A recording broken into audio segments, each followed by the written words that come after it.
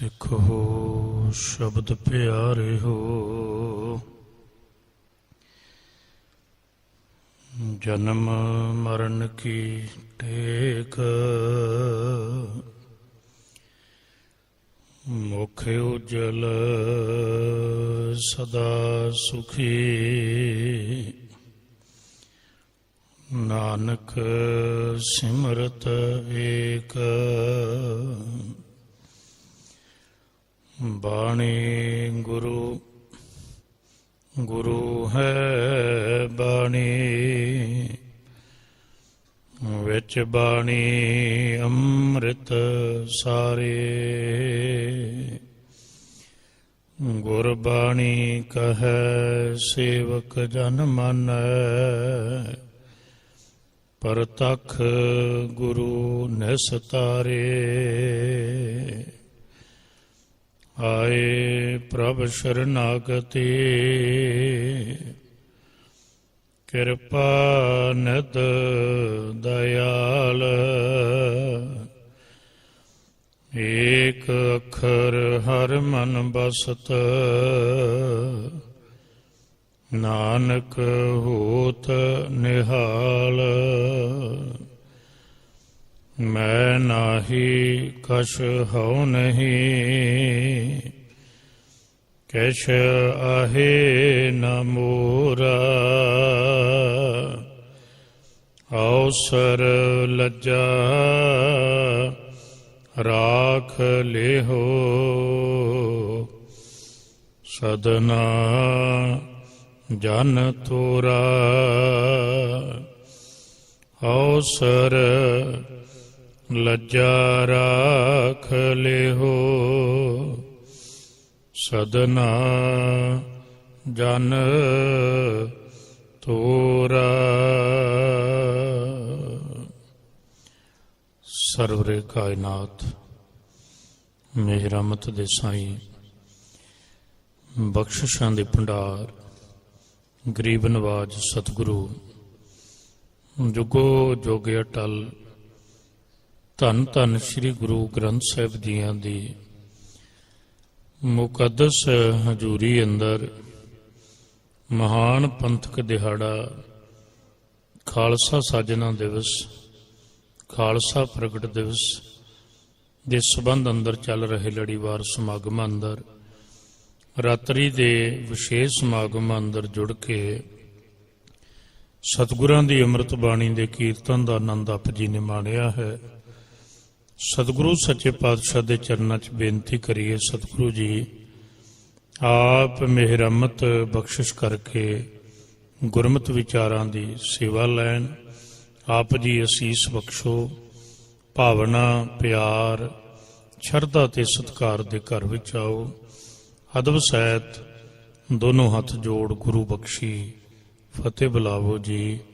वाहिगुरु जी का खालसा, वाहिगुरु जी की फतेह। बहुत वधिया उपराला है कि लगातार दे समागम होने करके प्रचारकों नूं विषय वंड के दिते ताकि एक दायरा बनिया रह सके। पर जो अज का विषय है ये तुहानूं सुनन लई ते मैनूं सुणाउण लई बड़ा छोटा ते हल्का लगदा होएगा, पर सच जाने वो इदां दा विषय है, इदां दी विचार है जिहड़ी विचारी नहीं जा सकती, ज्यों ही जा सकती है असलीयत विच। गल आपां करांगे, मैं भी बेनतियां तुहाडे चरनां च करनियां, तुसीं सुणनी। ਇਹਦਾ मकसद ਤਾਂ ਹੋਏਗਾ ਜੇ मैं भी ਇਹਨੂੰ ਜਿਉਵਾਂ ਤੇ ਤੁਸੀਂ भी ਜਿਉ, नहीं तो कहण मत रह जाएगा। इत्थों बेनती रंभण लगे हैं। दो चीज़ों का गहरा संबंध है, रहत दा ते सिख दा। सिख दी अमेजन भी नहीं की जा सकती जे रहत ना होवे तां। मेरे शब्द नहीं, जदों आपां धन गुरु ग्रंथ साहिब की बाणी पढ़ांगे, इत्थों तक आपां जित्थों गल रंभण लगे इत्थे ही लियावांगे, ध्यान नाल सुणदे जाओ। गुरु ग्रंथ साहिब जी के अमृत बचन ने रहत रहत रह जाए बेकारा। विद्वानां ने ये अर्थ किए ने ਕਿ ਵਿਕਾਰ ਹਟਦਿਆਂ ਹਟਦਿਆਂ ਹਟ ਜਾਂਦੇ ਨੇ, ਵਿਕਾਰ ਰਹਿੰਦਿਆਂ ਰਹਿੰਦਿਆਂ ਰਹਿ ਜਾਂਦੇ ਨੇ। ਇਹ ਵਿਦਵਾਨਾਂ ਨੇ ਅਰਥ ਕੀਤੇ ਨੇ ਮੋਸਟਲੀ। ਪਰ ਜੋ ਇਸ ਪੰਕਤੀ ਦੇ ਭਾਵ 'ਚ ਜਾਓਗੇ ਨਾ, ਬੜੇ ਧਿਆਨ ਨਾਲ ਸੁਣਿਓ, ਕਿਉਂਕਿ ਫਿਰ ਬੇਨਤੀ ਤੁਹਾਡੇ ਚਰਨਾਂ 'ਚ, ਗੁਰੂ ਗ੍ਰੰਥ ਸਾਹਿਬ ਦੀ ਬਾਣੀ ਸਾਡਾ ਆਧਾਰ ਹੈ, ਸਾਡਾ ਜ਼ਿੰਦਗੀ ਦਾ ਲੋਕ ਪਰਲੋਕ ਦਾ ਸੰਬੰਧ ਹੈ ਇਹਦੇ ਨਾਲ। ਜਿਸ ਦਿਨ ਸਰੀਰ ਨਹੀਂ ਰਹੇਗਾ, ਗੁਰਬਾਣੀ ਮਨ ਲਈ ਉਹਦੇ ਵੀ ਸਹਾਇਕ ਹੈ। ਸਚਾਈ ਹੈ, ਮਨ ਨੂੰ ਗੁਰਬਾਣੀ ਦੀ ਉਹਦੇ ਵੀ ਲੋੜ ਹੈ। ਇਸ ਲਈ ਸੁਣਿਓ, ਗੁਰਬਾਣੀ ਅੰਦਰ ਬਹੁਤ ਗੁੱਝੇ ਭਾਵ ਨੇ। ਜਿਵੇਂ ਜਿਵੇਂ ਤੁਸੀਂ ਗੁਰਮੁਖਾਂ ਦੀ ਸੰਗਤ ਕਰੋਗੇ, ਜਿਨ੍ਹਾਂ ਨੇ ਗੁਰਬਾਣੀ ਨੂੰ ਕਮਾਇਆ, ਸਚਾਈ ਇਹ ਫਿਰ ਉਦੋਂ ਤੁਹਾਨੂੰ ਗੁਰਬਾਣੀ ਦੇ ਬਹੁਤ ਭੇਦ ਖੁੱਲਣਗੇ ਵੀ ਅਸੀਂ ਤੇ ਹੋਰ ਤਰੀਕੇ ਨਾਲ ਸਮਝਦੇ ਸੀ। ਇਦਾਂ ਰਹਿਤ ਰਹਿਤ ਰਹਿ ਜਾਏ ਵਿਕਾਰਾ, ਗੁਰਮੁਖ ਅਰਥ ਕਰਦੇ ਨੇ ਗੁਰਬਾਣੀ ਦੀ, ਗੁਰੂ ਦੀ ਦੱਸੀ ਰਹਿਤ ਵਿੱਚ ਰਹਿੰਦੇ ਆ, ਵਿਕਾਰ ਰਹਿ ਜਾਂਦੇ ਨੇ।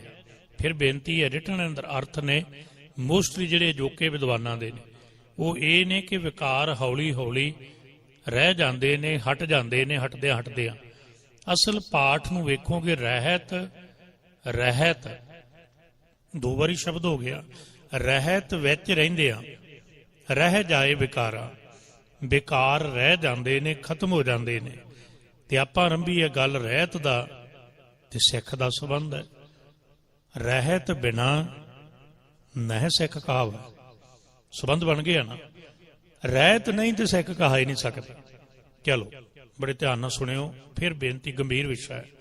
ਆਪਾਂ ਨੂੰ ਪੰਗਤੀ ਮਿਲੀ ਹੈ ਰੱਬੀ ਬਾਣੀ ਦੇ, ਜਿੱਥੇ ਬਚਨ ਨੇ ਉੱਥੇ ਰਹਿਤਨਾਮਿਆਂ ਦੇ ਬਚਨ ਨੇ, ਰਹਿ ਨਹੀਂ ਰਹਿ ਸੋਈ ਸਿੱਖ ਮੇਰਾ। ਉਹਨੂੰ ਉਪਾਧੀ ਕੀ ਮਿਲਦੀ ਹੈ? ਇਹਦਾ ਆਪਾਂ ਪਿਛਲੀ ਵਾਰੀ ਵੀ ਬੇਨਤੀ ਕੀਤੀ ਸੀ। ਇਹ ਤੇ ਇੱਕ ਸਤਿਗੁਰੂ ਸੱਚੇ ਪਾਤਸ਼ਾਹ ਨੇ ਕੰਡੀਸ਼ਨ ਕਲਾ ਦਿੱਤੀ, ਜਾਂ ਕੁਆਚਨ ਮਾਰਕ ਪੰਗਤੀ ਦੇ ਦਿੱਤੀ। ਹੁਕਮਨਾਮੇ ਅੰਦਰ ਮਿਲ ਗਈ, ਵਾਹਿਗੁਰੂ ਰਹਿਤਨਾਮੇ ਅੰਦਰ, ਰਹਿ ਨਹੀਂ ਰਹਿ ਸੋਈ ਸਿੱਖ ਮੇਰਾ। ਮਿਲੇਗਾ ਕੀ? ਬਹੁਤ ਵੱਡੀ ਪ੍ਰਾਪਤੀ ਮਿਲਦੀ ਹੈ। ਸਾਹਿਬ ਮੰਨਦਾ ਕਿ ਉਹ ਮੇਰਾ ਵੀ ਸਾਹਿਬ ਹੋ ਜਾਂਦਾ। ਕਮਾਲ ਦੀ ਬਾਤ ਨਹੀਂ।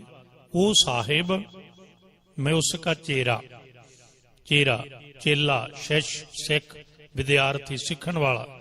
ਕਲਗੀ ਵਾਲੇ ਬਾਪੂ ਦੇ ਕਹੇ ਹੋਏ ਦੀਵਾਨ ਦੇ ਬੋਲ ਕਹਿਣ ਲੱਗੇ, ਜੇ ਕੋਈ ਰਹਿਤ ਵਿੱਚ ਰਹਿਣ ਵਾਲਾ ਹੋਵੇ ਉਹ ਖਾਲਸਾ ਹੀ ਨਹੀਂ, ਉਹ ਸਾਹਿਬ, ਉਹ ਮੇਰਾ ਸਾਹਿਬ ਹੈ, ਮੈਂ ਉਸ ਦਾ ਚੇਰਾ। ਭਾਵ ਖਾਲਸਾ ਹੀ ਸੰਸਾਰੀ ਲੋਕ ਉਹਦੀ ਰਹਿਤ ਤੋਂ ਸਿੱਖਿਆ ਲੈਂਦੇ ਨੇ। ਫਿਰ ਯਾਦ ਰੱਖਣਾ, ਰਹਿਤ ਦਾ ਤੇ ਸਿੱਖ ਦਾ ਸੰਬੰਧ ਹੈ। ਜੇ ਰਹਿਤ ਨਹੀਂ, ਸਿੱਖ ਨਹੀਂ, ਰਹਿਤ ਬਿਨਾ ਨਹਿ ਸਿੱਖ ਕਹਾਵੈ।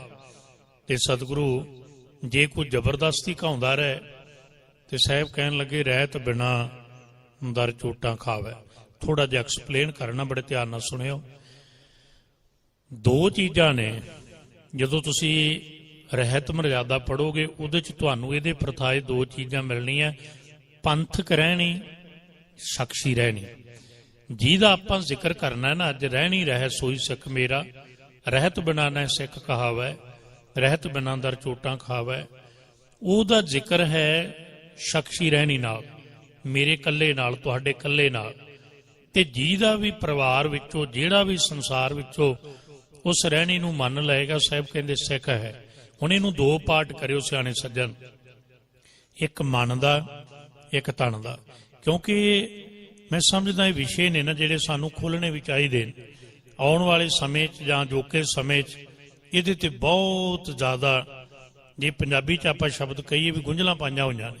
ਫਿਰ ਸੁਣਨਾ, ਇੱਕ ਹੈ ਮਨ ਦੀ ਰਹਿਤ, ਇੱਕ ਹੈ ਤਨ ਦੀ ਰਹਿਤ। ਪਰ ਦੋਵਾਂ ਨੂੰ ਤੁਸੀਂ ਨਿਖੇੜ ਕੇ ਨਹੀਂ ਵੇਖ ਸਕਦੇ। ਜਿਹੜੀ ਅੱਜ ਸਮੱਸਿਆ ਚੱਲਦੀ ਹੈ ਨਾ, ਆਪਾਂ ਇਤਿਹਾਸ ਵੱਲ ਪਲਟਣਾ, ਬੜੇ ਧਿਆਨ ਨਾਲ ਸੁਣਦੇ ਜਾਇਓ। ਅੱਜ ਸਮੱਸਿਆ ਇਹ ਚੱਲਦੀ ਹੈ, ਬੰਦਾ ਕਹਿੰਦਾ ਮੈਂ ਮਨ ਦੀ ਰਹਿਤ ਰੱਖਦਾ, ਤਨ ਦੀ ਰਹਿਤ ਕੀ ਚੀਜ਼ ਹੁੰਦੀ? ਪਹਿਲਾਂ ਉਦਾਹਰਨ ਦਿਆਂ ਤਾਂ ਕਿ ਗੱਲ ਸਮਝ ਆਏ। ਅੱਜ ਦੇ ਅਜੋਕੇ ਸਮੇਂ ਦੇ ਸੰਦਰਭ ਵਿੱਚ ਮੈਂ ਉਦਾਹਰਨ ਲੈਣ ਲੱਗਾ ਤੁਹਾਡੇ ਸਾਹਮਣੇ ਇੱਕ ਫੌਜ ਦੀ। ਕਿਉਂਕਿ ਗੱਲ ਜਦੋਂ ਖਾਲਸਾ ਪੰਥ ਦੀ ਆਏਗੀ, ਇਹਦੀ ਰਹਿਤ ਦੀ ਆਏਗੀ, ਤੇ ਉਦੋਂ ਵੀ ਇਹ ਆਏਗੀ ਖਾਲਸਾ ਅਕਾਲ ਪੁਰਖ ਕੀ ਫੌਜ। ਬਾਹਰ ਦੀ ਫੌਜ ਦੀ ਵੀ ਰਹਿਤ ਹੈ, ਖਾਲਸੇ ਦੀ ਵੀ ਰਹਿਤ ਹੈ। ਹੁਣ ਇੱਕ ਬੰਦੇ ਨੇ ਅਜੋਕੇ ਸਮੇਂ 'ਚ ਆਰਮੀ 'ਚ ਭਰਤੀ ਹੋਣ ਲਈ +2 ਕੀਤੀ ਹੋਈ, ਤੇ ਇੱਕ ਬੰਦੇ ਨੇ ਗ੍ਰੈਜੂਏਸ਼ਨ ਕੀਤੀ ਹੋਈ, ਇੱਕ ਬੰਦੇ ਨੇ ਟ੍ਰਿਪਲ ਜਾਂ ਡਬਲ MA ਕੀਤੀ ਹੋਈ। ਫੌਜ ਦਾ ਬੇਸਿਕਲੀ ਕਾਨੂੰਨ ਹੈ ਵੀ ਤੁਹਾਡੀ ਘੱਟੋ ਘੱਟ +2 ਹੋਵੇ, 12th ਹੋਵੇ। ਪੜ੍ਹਾਈ ਦਾ ਸੰਬੰਧ ਤਨ ਨਾਲ ਹੁੰਦਾ ਜੀ? ਬਿਲਕੁਲ ਨਹੀਂ। ਐਜੂਕੇਸ਼ਨ ਦਾ ਸੰਬੰਧ ਮਨ ਨਾਲ ਹੁੰਦਾ। ਇਸ ਕਰਕੇ ਉਹਨਾਂ ਨੇ ਐਜੂਕੇਸ਼ਨ ਦਾ ਮਿਆਰ ਰੱਖ ਦਿੱਤਾ, +2 ਪਾਸ ਹੋਵੇ ਬੰਦਾ, ਰਹਿ ਨਹੀਂ ਰਹੇ ਸੋਈ ਸਕ ਮੇਰਾ, ਸਮਝ ਆ ਜਾਏ। ਅਸੀਂ ਇਹਨੂੰ ਇੰਨਾ ਉਲਝਾ ਦਿੱਤਾ, ਮਨ ਦੀ ਰਹਿਤ ਕਰਦਿਆਂ ਕਰਦਿਆਂ ਤਣ ਦੀ ਗੱਲ ਅਸੀਂ ਛੱਡ ਹੀ ਗਏ। ਤਣ ਦੀ ਕੋਈ ਗੱਲ ਕਰਦਾ ਤੇ ਉਹਨੂੰ ਹੋਰ ਤਰੀਕੇ ਨਾਲ ਪੇਸ਼ ਕੀਤਾ ਜਾਂਦਾ। ਉਦਾਹਰਨ, ਹੁਣ +2 ਕੀਤੀ ਹੈ, ਪਰ ਉਹਨਾਂ ਨੇ ਨਾਲ ਇੱਕ ਫਿਜ਼ੀਕਲੀ ਵੀ ਰੱਖਿਆ ਹੋਇਆ ਨਾ ਵੀ ਹਾਈਟ ਬੰਦੇ ਦੀ ਘੱਟੋ ਘੱਟ ਮਿਨੀਮਮ 5 ਫੁੱਟ 6 ਇੰਚ ਤੇ ਹੋਣੀ ਚਾਹੀਦੀ, 170 ਸੈਂਟੀਮੀਟਰ ਤੇ ਚਾਹੀਦੀ। ਹੁਣ ਜਿਹਨੇ ਡਬਲ MA ਕੀਤੀ ਹੋਈ ਉਹਦਾ ਕੱਦ ਆ 5 ਫੁੱਟ, ਤੇ ਉਹ ਆ ਕੇ ਫੌਜ ਵਾਲਿਆਂ ਨੂੰ ਕਹਿੰਦਾ ਇਹ ਬੰਦਾ ਤੇ +2 ਪੜ੍ਹਿਆ ਹੋਇਆ, ਮੈਂ 2 MA ਕੀਤੀਆਂ ਹੋਈਆਂ, 5 ਫੁੱਟ ਵੀ ਚੱਲੇਗਾ? ਉਹ ਕਹਿੰਦੇ ਨਹੀਂ, ਭਾਵੇਂ ਤੇਰੇ ਕੋਲੇ ਮਨ ਕਰਕੇ ਐਜੂਕੇਸ਼ਨ ਬਹੁਤ ਹੈ, ਪਰ ਤੂੰ ਤਣ ਕਰਕੇ ਸਾਡੇ ਫਿੱਟ ਨਹੀਂ ਹੈ, ਤੂੰ ਭਰਤੀ ਨਹੀਂ ਹੋ ਸਕਦਾ। ਬਾਹਰ ਦੀ ਫੌਜ ਦੀ ਗੱਲ ਹੈ। ਤੇ ਖਾਲਸਾ ਫੌਜ ਨੂੰ ਅਸੀਂ ਇੱਕ ਨਿਗੂਣੀ, ਇੱਕ ਆਮ ਗੱਲ ਬਣਾ ਕੇ ਰੱਖਤਾ। ਹਰੇਕ ਬੰਦਾ ਕਹਿੰਦਾ ਮੇਰੇ ਕੋਲੇ ਮਨ ਦੀ ਰਹਿਤ ਹੈ, ਤਣ ਦੀ ਰਹਿਤ ਦੀ ਗੱਲ ਨਾ ਕਰੋ। ਕਲਗੀ ਵਾਲਾ ਬਾਪੂ ਕਹਿੰਦਾ ਨਹੀਂ। ਮੈਂ ਇੱਕ ਬੇਨਤੀ ਫਿਰ ਪਿੱਛੋਂ ਰੋਕ ਕੇ ਤੁਹਾਡੇ ਸਾਹਮਣੇ ਰੱਖਣ ਲੱਗਾ, ਰਹਿ ਨਹੀਂ ਰਿਹਾ ਸੋਈ ਸਿੱਖ ਮੇਰਾ। ਉਹ ਇਹ ਬੇਨਤੀ ਹੈ, ਸ਼ਾਇਦ ਗੱਲ ਤੁਹਾਡੇ ਪਕੜ ਚ ਆਏ, ਸੁਣੋਗੇ ਤੇ ਆਏਗੀ ਜ਼ਰੂਰ, ਹੈ ਬੜੀ ਦੁਖਦਾਈ। ਜਾਂ ਦੁਖਦਾਈ ਤੇ ਜਾਂ ਦੂਜਾ ਸ਼ਬਦ ਸਿਆਣੇ ਸਮਝਿਓ, ਸਾਡੀ ਅਗਿਆਨਤਾ ਦਾ ਪ੍ਰਤੀਕ। ਯਾਦ ਰੱਖਿਆ ਜੇ ਜਦੋਂ ਅਸੀਂ ਇੱਥੇ ਗੱਲ ਲਿਆਂਦੀ ਨਾ, ਖਾਸ ਕਰਕੇ ਅਸੀਂ ਸਾਡੇ ਬੰਦਿਆਂ ਨੇ ਵੀ ਗੁਰੂ ਗ੍ਰੰਥ ਸਾਹਿਬ ਦੀ ਬਾਣੀ ਪੜ੍ਹੋ ਜੀ, ਹੋਰ ਛੱਡ ਦਿਓ ਸਭ ਕੁਝ, ਇਹ ਹਾਲਾਤ ਉਹ ਬਣੇ ਹੈ। ਫਿਰ ਇੱਕ ਉਦਾਹਰਨ ਦਿਆਂਗਾ, ਕਿਉਂਕਿ ਉਦਾਹਰਨ ਦੁਆਰਾ ਜਿਹੜੀ ਗੱਲ ਹੈ ਸੌਖੀ ਸਮਝ ਆ ਜਾਂਦੀ। ਜਦੋਂ ਸੜਕ ਬਣਦੀ ਹੈ, ਧਿਆਨ ਨਾਲ ਸੁਣਿਓ, ਸੜਕ ਬਣ ਗਈ ਸੁਲਤਾਨਪੁਰ ਸਾਹਿਬ ਤੋਂ ਕਪੂਰਥਲੇ ਨੂੰ, ਕੀ ਸੜਕ ਤਾਂ ਬਣ ਜਾਣਾ ਕਾਫੀ? ਕੀ ਸੜਕ ਤੁਹਾਨੂੰ ਪਹੁੰਚਾ ਦੇਗੀ? ਸੜਕ ਬਣ ਗਈ, ਬਹੁਤ ਚੰਗੀ ਗੱਲ ਹੈ, ਪਰ ਸੜਕ ਬਣਦੇ ਅਨੁਸਾਰ ਉਹਦੇ ਤੇ ਟ੍ਰੈਫਿਕ ਦੇ ਰੂਲ ਲਾਗੂ ਹੋ ਜਾਂਦੇ ਨੇ। ਜਿਸ ਦੇਸ਼ ਵਿੱਚ ਬਣੀ ਹੈ, ਇੰਡੀਆ 'ਚ ਬਣੀ ਹੈ ਖੱਬੇ ਹੱਥ ਚੱਲ, ਯੂਰਪ 'ਚ ਬਣੀ ਹੈ ਸੱਜੇ ਹੱਥ ਚੱਲ। ਸੜਕ ਤੇ ਉਹੀ ਹੈ ਨਾ। ਜੇ ਹੁਣ ਬੰਦਾ ਇਸ ਦੇਸ਼ 'ਚੋਂ ਜਾ ਕੇ ਯੂਰਪ ਦੇ ਦੇਸ਼ਾਂ 'ਚ ਕਹੇ ਵੀ ਸਾਡੇ ਪੰਜਾਬ 'ਚ ਤੇ ਇਦਾਂ ਦੀ ਸੜਕ ਉੱਥੇ ਬਣੀ, ਅਸੀਂ ਖੱਬੇ ਹੱਥ ਤੁਰਦੇ, ਤੁਸੀਂ ਸੱਜੇ ਕਿਉਂ ਤੁਰਦੇ? ਨਹੀਂ, ਸੜਕ ਬਣ ਗਈ। ਰਹਿਤ ਕੀ ਹੈ? ਸਿੱਖ ਤੇ ਰਹਿਤ। ਰਹਿਤ ਬਿਨਾਂ ਨੇ ਸਿੱਖ ਕਹਾਵੇ, ਸਿੱਖ ਹੈ ਹੀ ਨਹੀਂ ਰਹਿਤ ਬਿਨਾਂ। ਜੇ ਰਹਿਤ ਨਹੀਂ ਫਿਰ ਸਿੱਖ ਆਦਾ, ਆਪਾਂ ਗੁਰਬਾਣੀ ਚੋਂ ਵੀ ਸਮਝਾਂਗੇ। ਫਿਰ ਸੁਣਿਓ, ਸੜਕ ਬਣ ਗਈ, ਉਹ ਤੋਂ ਬਾਅਦ 3 ਗੱਲਾਂ ਜ਼ਿੰਦਗੀ ਚੇਤੇ ਰੱਖਿਓ। ਸੜਕ ਤੇ ਚੱਲਣ ਲਈ ਗੱਡੀ ਤੁਹਾਡੀ ਹੈ, ਲਾਇਸੈਂਸ ਤੁਹਾਡਾ ਹੈ। ਸੜਕ ਤੇ ਚੱਲਣ ਲਈ ਤੀਜੀ ਗੱਲ, ਤੇਲ ਵੀ ਤੁਹਾਡਾ ਹੀ ਮੱਚਦਾ ਹੈ, ਪਰ ਤੁਹਾਡੀ ਮਰਜ਼ੀ ਨਹੀਂ ਚੱਲ ਸਕਦੀ ਜੀ। ਧਿਆਨ ਨਾਲ ਸਮਝਿਓ ਗੱਲ ਨੂੰ। ਰਹਿਤ ਕੀ? ਅੱਜ ਇਸ ਗੱਲ ਤੋਂ ਅਸੀਂ ਇਗਨੋਰ ਕਰ ਰਹੇ ਹਾਂ। ਮੇਰੀ ਮਰਜ਼ੀ, ਲੋਕ ਕਹਿੰਦੇ ਸੁਣੇ ਆਪ, ਮੇਰੀ ਮਰਜ਼ੀ, ਮੈਂ ਜਿੱਦਾਂ ਮਰਜ਼ੀ ਰਵਾਂ, ਮੇਰੀ ਮਰਜ਼ੀ, ਮੈਂ ਜਿੱਦਾਂ ਮਰਜ਼ੀ ਜਿਉਂ। ਅੰਮ੍ਰਿਤ ਛਕ ਕੇ ਬੰਦਾ ਇਹ ਸੋਚਦਾ ਮੇਰੀ ਮਰਜ਼ੀ ਹੈ। ਜੇ ਅੰਮ੍ਰਿਤ ਛਕ ਕੇ ਵੀ ਮੇਰੀ ਮਰਜ਼ੀ, ਫਿਰ ਮੈਂ ਸਿੱਖ ਹੋਇਆ ਹੀ। ਇੱਕ ਬੇਨਤੀ ਹੋਰ ਕਰਾਂ ਜੀ ਤੁਹਾਡੇ ਚਰਨਾਂ 'ਚ, ਇੱਕ ਸ਼ਬਦ ਹੋਰ ਨਹੀਂ ਜ਼ਿੰਦਗੀ 'ਚ ਕਦੇ ਵਰਤਣਾ। ਦਾਸ ਸਾਰੇ ਗੁਰਸਿੱਖਾਂ ਦੇ ਚਰਨਾਂ 'ਚ ਵੀ ਬੇਨਤੀ ਕਰਦਾ ਹੁੰਦਾ, ਕਦੇ ਸਿੱਖ ਤੋਂ ਇਹ ਸ਼ਬਦ ਨਹੀਂ ਹੋਣਾ ਚਾਹੀਦਾ, ਸਿੱਖ ਦੀ ਰਸਨਾ ਤੋਂ, ਵੀ ਆਪਣੀ ਆਪਣੀ ਵਿਚਾਰ ਹੁੰਦੀ। ਜਦੋਂ ਆਪਣੀ ਆਪਣੀ ਵਿਚਾਰ ਹੁੰਦੀ, ਫਿਰ ਗੁਰੂ ਦੀ ਵਿਚਾਰ ਕਿੱਥੇ ਰਹਿ ਗਏ? ਸਿੱਖ ਦੀ ਆਪਣੀ ਵਿਚਾਰ ਕਾਹਦੀ? ਰਹਿਤ ਬਣਾਣਾ ਸਿੱਖ ਕਹਾਵੇ। ਤੇ ਸਿੱਖ ਦੀ ਗੱਲ ਕੀ ਹੈ? ਸਿੱਖੀ ਸਿੱਖਿਆ ਗੁਰ ਵਿਚਾਰ। ਗੁਰੂ ਦੀ ਵਿਚਾਰ ਇੱਕ ਹੈ ਕਿ 2-3 ਨੇ ਕਿ 5-7 ਨੇ?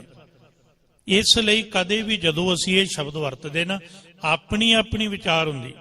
ਇਹ ਬਿਲਕੁਲ ਧਰਮ ਦੀ ਦੁਨੀਆ, ਸਿੱਖੀ ਦੀ ਦੁਨੀਆ 'ਚ ਰੌਂਗ ਸਟੇਟਮੈਂਟ ਹੈ, ਗਲਤ ਹੈ। ਹਾਂ, ਇਹ ਕਿਹਾ ਜਾ ਸਕਦਾ ਹੈ ਵਿਚਾਰ ਗੁਰਮਤਿ ਹੋਵੇ, ਸਮਝਾਉਣ ਦਾ ਮੈਥਡ ਅਪਡੇਟ ਹੁੰਦਾ, ਬਦਲ ਜਾਂਦਾ, ਉਹ ਗੱਲ ਵੱਖਰੀ, ਪਰ ਬੇਸ ਤਾਂ ਉਹੀ ਹੋਵੇ ਨਾ। ਇਸ ਲਈ ਸੜਕ ਬਣ ਗਈ। ਫਿਰ ਸੁਣਿਓ, 3 ਗੱਲਾਂ ਤੁਹਾਡੀਆਂ ਨੇ, ਗੱਡੀ ਤੁਹਾਡੀ, ਤੇਲ ਤੁਹਾਡਾ, ਲਾਇਸੈਂਸ ਤੁਹਾਡਾ। ਫਿਰ ਸੁਣਿਓ, ਕੀ ਮਰਜ਼ੀ ਤੁਹਾਡੀ ਚੱਲੇਗੀ? ਜੇ ਸੜਕ ਤੇ ਹਰੇਕ ਬੰਦੇ ਦੀ ਆਪਣੀ ਮਰਜ਼ੀ ਹੋਵੇ ਨਾ ਜੀ, ਯਾਦ ਰੱਖਿਆ ਜੇ 2 ਦਿਨਾਂ 'ਚ ਤੁਸੀਂ ਸੁਲਤਾਨਪੁਰ ਸਾਹਿਬ ਤੋਂ ਕਪੂਰਥਲੇ ਨਹੀਂ ਜਾ ਸਕਦੇ। ਉੱਥੇ ਚੱਲਣ ਲਈ ਰੂਲ ਬਣਾ ਦਿੱਤੇ ਗਏ, ਖੱਬੇ ਚੱਲਣਾ, ਇਦਾਂ ਕਿਸੇ ਚੀਜ਼ ਨੂੰ ਆਪਾਂ ਪਾਸ ਕਰਨਾ ਹੈ, ਇਸ ਤਰੀਕੇ ਨਾਲ ਰੁਕਣਾ ਹੈ, ਤੇ ਆਪਾਂ ਸਫ਼ਰ ਕਰਦੇ ਹਾਂ। ਇਵੇਂ ਹੀ ਧਰਮ ਦੀ ਦੁਨੀਆ ਤੇ ਬੜੇ ਧਿਆਨ ਨਾਲ ਸੁਣਿਓ, ਗੱਲ ਉੱਥੋਂ ਲਿਆਉਣ ਲੱਗਾ, ਬੜੇ ਧਿਆਨ ਨਾਲ ਸਮਝਦੇ ਜਾਇਓ। ਇੱਕ ਗੱਲ ਸਾਨੂੰ ਕਹੀ ਗਈ ਜੀ, ਸਾਨੂੰ ਰਹਿਤਨਾਮਿਆਂ ਦੀ ਲੋੜ ਨਹੀਂ, ਸਾਨੂੰ ਤਨਖਾਹਨਾਮਿਆਂ ਦੀ ਲੋੜ ਨਹੀਂ, ਸਾਨੂੰ ਤੀਜੇ ਦੀ ਲੋੜ ਨਹੀਂ। ਗੁਰੂ ਗ੍ਰੰਥ ਸਾਹਿਬ ਦੀ ਗੱਲ, ਗੁਰੂ ਗ੍ਰੰਥ ਸਾਹਿਬ ਦੀ ਬਾਣੀ ਸੱਚਖੰਡੀ ਸੜਕ ਹੈ, ਯਾਦ ਰੱਖਿਓ, ਸੱਚਖੰਡੀ ਸੜਕ ਹੈ, ਕੋਈ ਦੋ ਰਾਵਾਂ ਨਹੀਂ। ਮਨ ਹੈ ਨਾ ਜਿਹੜਾ, ਉਹ ਪ੍ਰਭੂ ਦੇ ਦੇਸ਼ ਤੱਕ ਗੁਰੂ ਗ੍ਰੰਥ ਸਾਹਿਬ ਦੀ ਬਾਣੀ ਨਾਲ ਜਾਂਦਾ, ਸ਼ਬਦ ਨਾਲ ਜਾਂਦਾ ਹੈ। ਪਰ ਗੱਡੀ 'ਚ ਤੁਸੀਂ ਬੈਠੇ ਹੋ, ਜੇ ਤੁਸੀਂ ਕਪੂਰਥਲੇ ਪਹੁੰਚਣਾ ਹੈ ਤੇ ਗੱਡੀ ਨੂੰ ਵੀ ਤਾਂ ਕਪੂਰਥਲੇ ਜਾਣਾ ਹੀ ਪਊਗਾ, ਤੁਸੀਂ ਤਾਂ ਹੀ ਜਾਓਗੇ।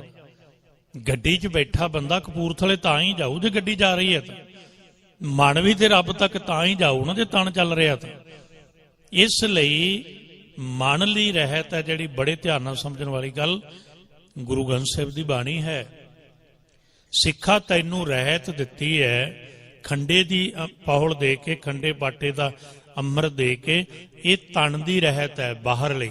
ਫਿਰ ਬੇਨਤੀ, ਜਿਵੇਂ ਫੌਜ ਲਈ ਪੜ੍ਹਾਈ ਹੈ ਜਿਹੜੀ ਉਹ ਮਨ ਦੀ ਰਹਿਤ ਹੈ, ਉਹਦੀ ਮਨ ਦੀ ਇੱਕ ਅਕੈਡਮਿਕ ਕੁਆਲੀਫਿਕੇਸ਼ਨ ਹੈ, ਇਵੇਂ ਜਿਹੜਾ ਤਨ ਹੈ, ਤਨ ਦੀ ਵੀ ਉਹਨਾਂ ਨੇ ਆਪਣੀ ਇੱਕ ਫਿਟਨੈਸ ਰੱਖੀ ਹੋਈ। ਹੋਰ ਕਵਾਂ, ਕੋਈ ਬੰਦਾ ਭਰਤੀ ਵੀ ਹੋ ਜਾਂਦਾ, ਕੰਮ ਕਰਦਾ ਰਹਿੰਦਾ ਹੈ, ਬਿਲਕੁਲ ਫਿੱਟ ਆ ਉਹ, ਤੇ ਕਿਸੇ ਸਮੇਂ ਕੋਈ ਬਲੋਸਟ ਹੋ ਜਾਂਦਾ ਹੈ, ਕੋਈ ਐਕਸੀਡੈਂਟ ਹੋ ਜਾਂਦਾ ਹੈ, ਉਹਦੀਆਂ ਲੱਤਾਂ ਚਲੀਆਂ ਜਾਣ, ਕੀ ਉਹਨੂੰ ਫਿਰ ਫੌਜ 'ਚ ਰੱਖਿਆ ਜਾਂਦਾ?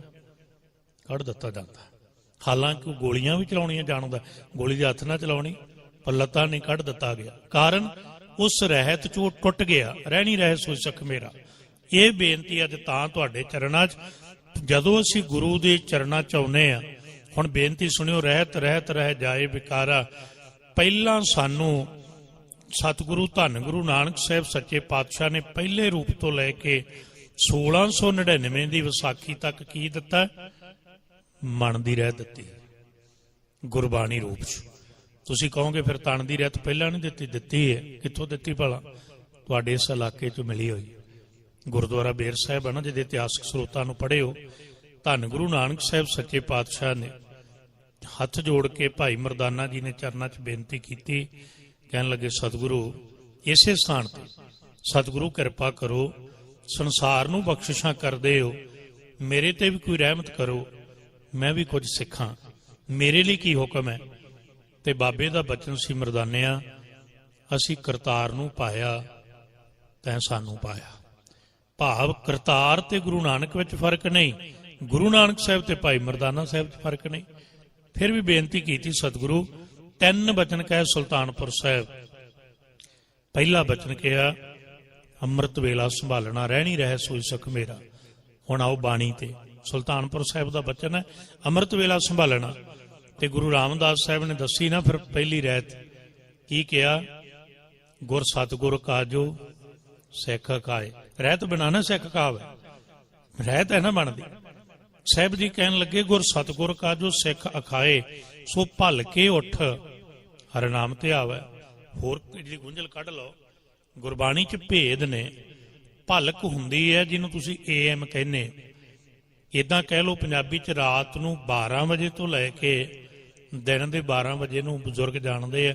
ਭਲਕ ਕਹਿੰਦੇ, ਭਲਕ ਦਾ ਅਰਥ ਹੁੰਦਾ ਸੀ ਜਿਹਨੂੰ ਤੁਸੀਂ ਟੁਮਾਰੋ ਕਹਿੰਦੇ, ਕੱਲ ਨੂੰ। ਭਲਕੇ ਉੱਠ ਹਰਿ ਨਾਮ ਤੇ ਆਵੇ। ਤੇ ਮੇਰੇ ਵਰਗੇ ਤੇ ਅੱਜ ਨਹੀਂ ਖਹਿੜਾ ਛੱਡਦੇ ਨੇ। ਲੋਕਾਂ ਨੇ ਕਹਿਣਾ ਸੀ ਬਾਬੇ ਨੇ ਭਲਕ ਗਿਆ, ਆਪਾਂ 10 ਵਜੇ ਵੀ ਪੜ੍ਹ ਲਾਂਗੇ, ਕੋਈ ਗੱਲ ਨਹੀਂ। ਬਾਬੇ ਨੇ ਭਲਕ ਕਿਹਾ 11 ਵੀ ਵੱਜ ਜਾਣਗੇ, ਕੋਈ ਗੱਲ ਨਹੀਂ। ਗੁਰਬਾਣੀ 'ਚ ਕੱਲੀ ਕੱਲੀ ਚੀਜ਼, ਗੁਰੂ ਗ੍ਰੰਥ ਸਾਹਿਬ 'ਚ ਰਹਿਤਨਾਮਿਆਂ 'ਚ ਤੁਹਾਨੂੰ ਐਨ ਕਲੀਅਰ ਮਿਲੇਗੀ। ਵੱਖਰੀ ਗੱਲ ਅਸੀਂ ਕਲੈਰੀਫਾਈ ਨਹੀਂ ਕਰ ਪਾਉਂਦੇ। ਜਦੋਂ ਅਸੀਂ ਬੇਨਤੀ ਕੀਤੀ ਭਲਕੇ ਉੱਠ ਹਰਿ ਨਾਮ ਤੇ ਆਵੇ, ਤੇ ਸਤਿਗੁਰੂ ਭਲਕ ਤੇ ਫਿਰ ਕੱਲ ਨੂੰ 12 ਵਜੇ ਤੱਕ ਹੋਏਗਾ, ਕੋਈ ਚੱਕਰ ਨਹੀਂ। ਫਿਰ 11 ਵੀ ਵੱਜ ਜਾਣ ਤੇ ਰਹਿਣੀ ਰਹਿ ਸੋਈ ਸਖ ਮੇਰਾ। ਰਹਿਤ ਬਿਨਾਂ ਨਾ ਸਿੱਖ ਕਹਾਵੇ। ਤੇ ਗੁਰੂ ਰਾਮਦਾਸ ਸਾਹਿਬ ਕਹਿੰਦੇ, ਨਹੀਂ, ਸਿੱਖ ਉਦਮੀ ਹੁੰਦਾ। ਉਦਮ ਕਰੇ ਭਲਕੇ ਪ੍ਰਭਾਤੀ।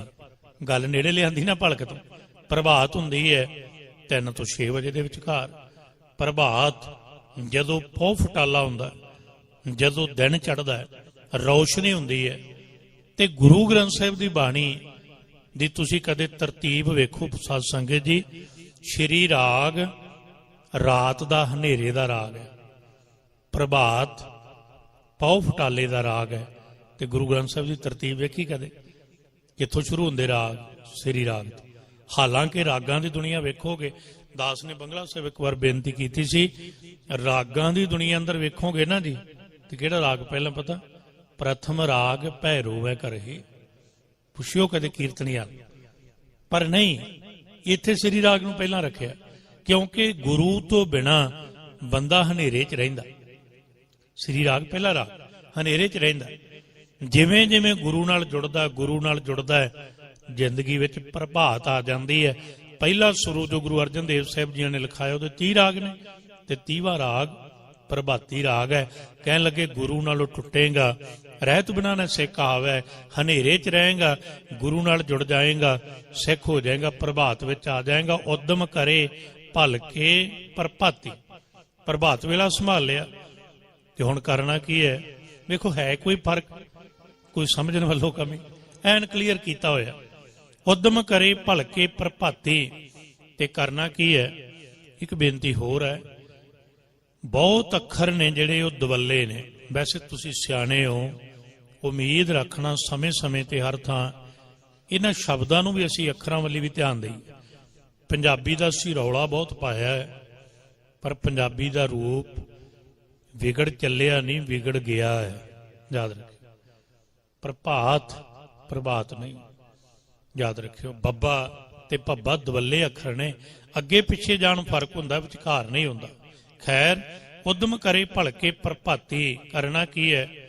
ਇਸ਼ਨਾਨ ਕਰੈ ਰਹਿਤ ਅੰਮ੍ਰਿਤਸਰ ਨਾਵੇ। 2 ਮਿੰਟ ਖੇਡ ਲੈਣਾ। ਇਸ਼ਨਾਨ ਕਰੈ ਨਾਵੇ। ਇਸ਼ਨਾਨ ਕੀ ਹੈ? ਤਨ ਦਾ। ਨਾਵੇ ਕੀ ਹੈ? ਮਨ ਦਾ। ਮਨ ਦੀ ਰਹਿਤ ਕੀ ਹੈ? ਹੁਣ ਗੁਰੂ ਗ੍ਰੰਥ ਸਾਹਿਬ ਦੇ ਬਚਨ ਪੜ੍ਹਦੇ ਰਹੋ ਨਾਲ ਨਾਲ। ਇਸ਼ਨਾਨ ਕਰੇ ਭਲਕੇ ਪ੍ਰਭਾਤੀ। ਵਾਹਿਗੁਰੂ ਜਦੋਂ ਅੰਮ੍ਰਿਤ ਬਚਨ ਆਪਾਂ ਪੜਾਂਗੇ, ਉਦਮ ਕਰੇ ਭਲਕੇ ਪ੍ਰਭਾਤੀ, ਇਸ਼ਨਾਨ ਕਰੈ ਅੰਮ੍ਰਿਤਸਰ ਨਾਵੇ। ਜਦੋਂ ਕੋਈ ਸਿਮਰਨ ਕਰਦਾ ਹੈ, ਮਨ ਦੀ ਮੈਲ ਜਾਂਦੀ ਹੈ। ਰਹਿਤ ਰਹਿ ਜਾਏ ਵਿਕਾਰਾ। ਗੱਲ ਉੱਥੇ ਹੈ, ਰਹਿ ਨਹੀਂ ਰਹੇ ਸੋਈ ਸਿੱਖ ਮੇਰਾ। ਜਦੋਂ ਮਨ ਰਹਿਤ ਵਿੱਚ ਆ ਗਿਆ, ਮਨ ਦੀ ਰਹਿਤ ਕੀ ਹੈ? ਗੁਰੂ ਦਾ ਹੁਕਮ, ਗੁਰੂ ਦਾ ਬਚਨ, ਉਹਦੇ ਵਿੱਚ ਰਹਿਣ ਲੱਗ ਪਿਆ ਨਾ ਮਨ, ਫਿਰ ਕੀ ਹੁੰਦਾ ਹੈ? ਫਿਰ ਤਨ ਤਿਆਰ ਹੋ ਜਾਂਦਾ ਹੈ। ਜਦੋਂ ਫਿਰ ਤਨ ਤਿਆਰ ਹੋਇਆ, ਹੁਣ ਤਨ ਵਿੱਚ ਥੋੜੀ ਗੱਲ ਆਪਾਂ ਨੇੜੇ ਰੱਖਣ ਲੱਗੇ ਆ। ਤਨ ਤਿਆਰ ਹੋ ਗਿਆ, ਇਹਨੂੰ ਲੰਮਾ ਟਾਈਮ ਲੱਗਾ। ਭਾਈ ਮਰਦਾਨਾ ਜੀ ਨੂੰ ਪਹਿਲਾ ਹੁਕਮ ਸੀ ਅੰਮ੍ਰਿਤ ਵੇਲਾ ਸੰਭਾਲਣਾ, ਯਾਦ ਰੱਖਿਆ ਜੀ। ਦੂਜਾ ਹੁਕਮ ਸੀ ਰੋਮਾਂ ਦੀ ਬੇਅਦਬੀ ਨਹੀਂ ਕਰਨੀ। ਤੀਜਾ ਹੁਕਮ ਸੀ ਜਿਹਦੇ ਲਈ ਵਿਦਵਾਨਾਂ ਦੀ ਵੱਖਰੀ ਵੱਖਰੀ ਰਹਿ ਵੀ ਅਥਿਤੀ ਨੂੰ, ਲੋੜਵੰਦ ਦੀ ਮਦਦ ਕਰਨੀ। ਤੇ ਹੁਣ ਅੱਜ ਦਾ ਸਿੱਖ ਹੁੰਦਾ, ਉਹਨਾਂ ਨੇ ਕਹਿਣਾ ਸੀ ਬਾਬਾ ਇਹਦੇ ਤੇਰੇ ਨਾਲ ਰਬਾਬ ਵਜਾਉਂਦਾ ਫਿਰਦਾ, ਕਿਸੇ ਦੀ ਕੀ ਮਦਦ ਕਰੂ। ਸਿੱਖੋ, ਇੰਨਾ ਪਿਆਰਾ, ਇੰਨਾ ਸੌਖਾ ਸਿਧਾਂਤ ਹੈ। ਤੁਹਾਡੇ ਕੋਲ 1 ਰੁਪਈਆ, ਤੁਸੀਂ ਤਾਂ ਵੀ ਮਦਦ ਕਰ ਸਕਦੇ ਹੋ। ਤੁਹਾਡੇ ਕੋਲ 10 ਹੈ, ਤੁਸੀਂ ਤਾਂ ਵੀ ਕਰ ਸਕਦੇ ਹੋ। ਇਹ ਸਿੱਖੀ ਦਾ ਸਿਧਾਂਤ। ਪਹਿਲੀ ਰਹਿਤ ਮਨ ਦੀ ਰਹਿਤ, ਉਹ ਕਿਹੜੀ? ਗੁਰੂ ਰਾਮਦਾਸ ਸਾਹਿਬ ਨੇ ਖੁਲਾਸਾ ਕਰ ਦਿੱਤਾ। ਪੂਰਾ ਸ਼ਬਦ ਆਪ ਜੀ ਪੜ੍ਹਦੇ ਹੋ। ਇਸ ਲਈ ਮਨ ਦੀ ਰਹਿਤ ਤੋਂ ਗੱਲ ਸ਼ੁਰੂ ਹੋਈ। ਰਹਿ ਨਹੀਂ ਰਹੇ ਸੋਈ ਸਿੱਖ ਮੇਰਾ। ਸਿੱਖਾਂ ਨੇ ਸੰਭਾਲੀ ਨਾ। ਸੰਭਾਲਦੇ ਆ ਸਮਾਂ ਆ ਗਿਆ ਜਿਸ ਸੰਦਰਭ ਵਿੱਚ ਬੈਠੇ ਹੋ, 1699 ਦਾ। ਹੁਣ ਇੱਥੇ ਬੇਨਤੀ ਕਰਨ ਲੱਗਾ, ਸਿੱਖ ਅੰਦਰੋਂ ਰਹਿਤ ਵਿੱਚ ਪੱਕਾ ਹੋ ਗਿਆ। ਐਸਾ ਰਹਿਤ ਚ ਪੱਕਾ ਹੋਇਆ, ਸਾਧ ਸੰਗਤ ਜੀ, ਕਿਸੇ ਸਿੱਖ ਨੂੰ, ਧਿਆਨ ਨਾਲ ਸੁਣਨਾ ਜੀ, ਰਹਿਤ ਬਿਨਾਂ ਨਾ ਸਿੱਖ ਕਹਾਵੇ। ਕਿਸੇ ਸਿੱਖ ਨੂੰ 10ਵੇਂ ਪਾਤਸ਼ਾਹ ਤੱਕ ਗੁਰੂ ਸਾਹਿਬ ਨੂੰ ਨਹੀਂ ਇਹ ਕਹਿਣਾ ਪਿਆ ਵੀ ਤੂੰ ਕੇਸ ਨਹੀਂ ਕਟਾਉਣਾ। ਇਤਿਹਾਸ ਫਰੋਲਿਓ ਸਾਰਾ। ਕਿਹਨੂੰ ਕਿਹਾ? ਜਦੋਂ ਕੋਈ, ਆਪਾਂ ਅੱਜ ਦੇ ਸੌਖੇ ਸ਼ਬਦਾਂ 'ਚ ਕਹਿ ਲਈਏ, ਦੂਸਰੇ ਧਰਮ 'ਚੋਂ ਕੋਈ ਸੱਜਣ ਆਇਆ ਨਾ ਜੀ, ਉਹਦੇ ਲਈ ਭਾਵੇਂ ਸ਼ਬਦ ਵਰਤੇ ਹੋਣ ਕਿ ਰੋਮਾਂ ਦਾ ਮੁੰਡਨ ਨਹੀਂ ਕਰਨਾ, ਐਸੇ ਸ਼ਬਦ ਮਿਲਦੇ ਨੇ। ਰੋਮਾਂ ਦਾ ਭੰਗਣ ਨਹੀਂ ਕਰਨਾ, ਰੋਮਾਂ ਦੀ ਬੇਅਦਬੀ ਨਹੀਂ ਕਰਨੀ। ਕਿਹਨਾਂ ਨੂੰ ਕਿਹਾ ਜਾਂਦਾ ਸੀ? ਜਿਹੜੇ ਲੋਕ ਲੱਭਾਂ ਕੱਟਦੇ ਸੀ। ਕਿਹਨਾਂ ਨੂੰ ਕਿਹਾ ਜਾਂਦਾ ਸੀ? ਜਿਹੜੇ ਲੋਕ ਬੋਧੀ ਕੇਸ ਕੱਟਦੇ ਸਨ, ਬੋਧੀ ਬਣਾਉਂਦੇ ਸਨ, ਮੁੰਡਨ ਕਰਦੇ ਸਨ। ਇਹ ਵੀ ਯਾਦ ਰੱਖਿਆ ਜੇ। ਕਿਉਂਕਿ ਜਿਹੜਾ ਅੱਜ ਸ਼ਬਦ ਹੈ ਨਾ ਜੀ, ਪਿਛਲੀ ਵਾਰ ਸ਼ਾਇਦ ਬੇਨਤੀ ਕੀਤੀ ਸੀ ਇੱਕੋ ਤੁਹਾਡੇ ਚਰਨਾਂ 'ਚ, ਇਹ ਸ਼ਬਦ ਹੀ ਮੁੰਡਣ ਤੋਂ ਬਣਿਆ ਸੀ। ਮੁੰਡਾ ਸਿੱਖੀ ਸ਼ਬਦ ਨਹੀਂ ਹੈ। ਵੇਖੋ, ਮੈਂ ਇਹ ਨਹੀਂ ਕਹਿਣ ਲੱਗਾ ਵੀ ਕ੍ਰਿਟੀਸਾਈਡ, ਬੇਨਤੀ ਸਮਝਣ ਲਈ ਗੱਲ ਉੱਥੇ ਲਿਆਵਾਂਗੇ। ਰਹਿਤ ਮੁੰਡਣ ਤੋਂ ਸ਼ਬਦ ਬਣਿਆ ਸੀ ਮੁੰਡਾ। ਸਨਾਤਨੀ ਮੱਤ ਵਿੱਚ ਧੀ ਦੀ ਨਹੀਂ, ਇੱਕ ਲੜਕੇ ਦੀ ਦਾ ਮੁੰਡਨ ਕੀਤਾ ਜਾਂਦਾ ਸੀ। ਮੁੰਡਨ ਕੀਤੇ ਤੋਂ ਪਤਾ ਲੱਗਦਾ ਸੀ ਮੁੰਡਨ ਹੋਇਆ ਮੁੰਡਾ ਹੈ, ਲੜਕਾ ਹੈ, ਲੜਕੀ ਨਹੀਂ ਹੈ। ਤੇ ਗੁਰੂ ਸਾਹਿਬ ਸ਼ਬਦ ਵਰਤਦੇ ਸੀ, ਕੇਸਾਂ ਦਾ ਮੁੰਡਨ ਨਹੀਂ ਕਰਨਾ, ਭਾਵ ਰੋਮ ਭੰਗ ਨਹੀਂ ਕਰਨੇ। ਸਿੱਖ ਲਈ ਨਹੀਂ ਸੀ, ਸਿੱਖ ਤੇ ਕਰਦਾ ਹੀ ਨਹੀਂ ਸੀ। ਜਦੋਂ ਫਿਰ 1699 ਦਾ ਸਮਾਂ ਆਇਆ, ਸਤਿਗੁਰੂ ਕਲਗੀਧਰ ਪਾਤਸ਼ਾਹ ਨੇ ਅੰਦਰ ਤੋਂ ਰਹਿਤ ਵਿੱਚ ਪਰਪੱਕ ਗੁਰਸਿੱਖਾਂ ਲਈ ਇਹ ਬਣੀ ਹੋਈ ਸੜਕ ਦੇ ਟ੍ਰੈਫਿਕ ਦੇ ਨਿਯਮ ਬਣਾ ਦਿੱਤੇ। ਅੱਜ ਤੋਂ ਬਾਅਦ ਕੋਈ ਇਹਨਾਂ ਦੀ ਭੰਗਣਾ ਨਹੀਂ ਕਰੇਗਾ, ਜਿਹੜਾ ਦੱਸ ਰਿਹਾ ਇਦਾਂ ਹੀ ਚੱਲਣਾ ਪਏਗਾ। ਦੋ ਬੇਨਤੀਆਂ ਹੋਰ ਸੁਣਿਓ ਧਿਆਨ ਨਾਲ। ਇੱਕ ਸਮੱਸਿਆਵਾਂ ਨੇ ਸਾਡੀਆਂ ਰਹਿਤ ਤੇ ਅੱਜ ਬੇਨਤੀ ਕਰਨ ਲੱਗਾ। ਰਹਿਣੀ ਰਹਿ ਸੋਈ ਸਿੱਖ ਮੇਰਾ, ਰਹਿਤ ਬਿਨਾ ਨਹਿ ਸਿੱਖ ਕਹਾਵੈ। ਜਦੋਂ ਤੁਸੀਂ ਅੱਜ ਧਿਆਨ ਨਾਲ ਸੁਣਿਓ, ਜਦੋਂ ਹੁਣ ਅਗਲੇਰੇ ਸਾਲ ਵਿੱਚ ਬੱਚਿਆਂ ਨੂੰ ਦਾਖਲ ਕਰਾ ਰਹੇ ਹੋ ਕਿਸੇ ਵੀ ਕਲਾਸ 'ਚ, ਕਿਸੇ ਵੀ ਸਕੂਲ 'ਚ, ਕਿਸੇ ਵੀ ਯੂਨੀਵਰਸਿਟੀ 'ਚ, ਰਹਿਤ ਕੀ ਹੈ ਤੇ ਕੀ ਹੁੰਦਾ ਹੈ? ਤੁਹਾਨੂੰ ਸਕੂਲ ਵਾਲੇ ਦੱਸਦੇ ਹੈ, ਸੁਣਿਓ, ਕਿ ਸਾਡਾ ਸਕੂਲ 8 ਵਜੇ ਸਟਾਰਟ ਹੁੰਦਾ, 12 ਵਜੇ ਰਿਸੈਸ ਹੁੰਦੀ, ਜਦ ਦੀ ਛੁੱਟੀ ਹੁੰਦੀ, 2 ਵਜੇ ਛੁੱਟੀ ਹੁੰਦੀ ਜੀ।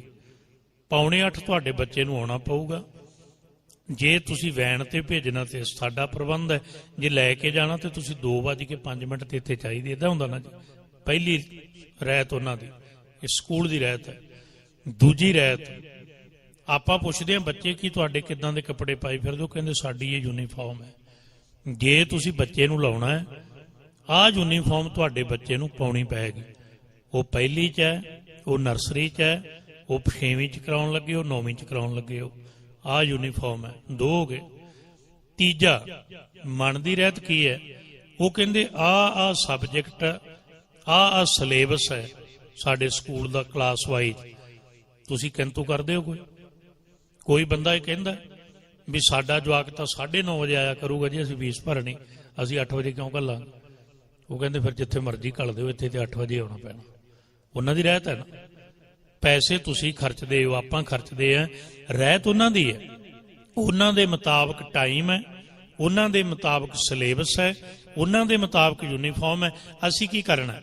ਧਿਆਨ ਨਾਲ ਸਮਝੋ, ਧਰਮ ਦੀ ਦੁਨੀਆ ਸਮਝਣ ਲਈ ਅਸੀਂ ਕੇਵਲ ਆਪਣਾ ਬੱਚਾ ਸਮਰਪਿਤ ਕਰਦੇ ਹਾਂ, ਪੈਸੇ ਦੇ ਕੇ ਸਮਰਪਿਤ ਕਰਦੇ ਹਾਂ। ਉਹਨਾਂ ਦੇ ਮੁਤਾਬਕ ਬੱਚਾ ਚੱਲਦਾ ਹੈ।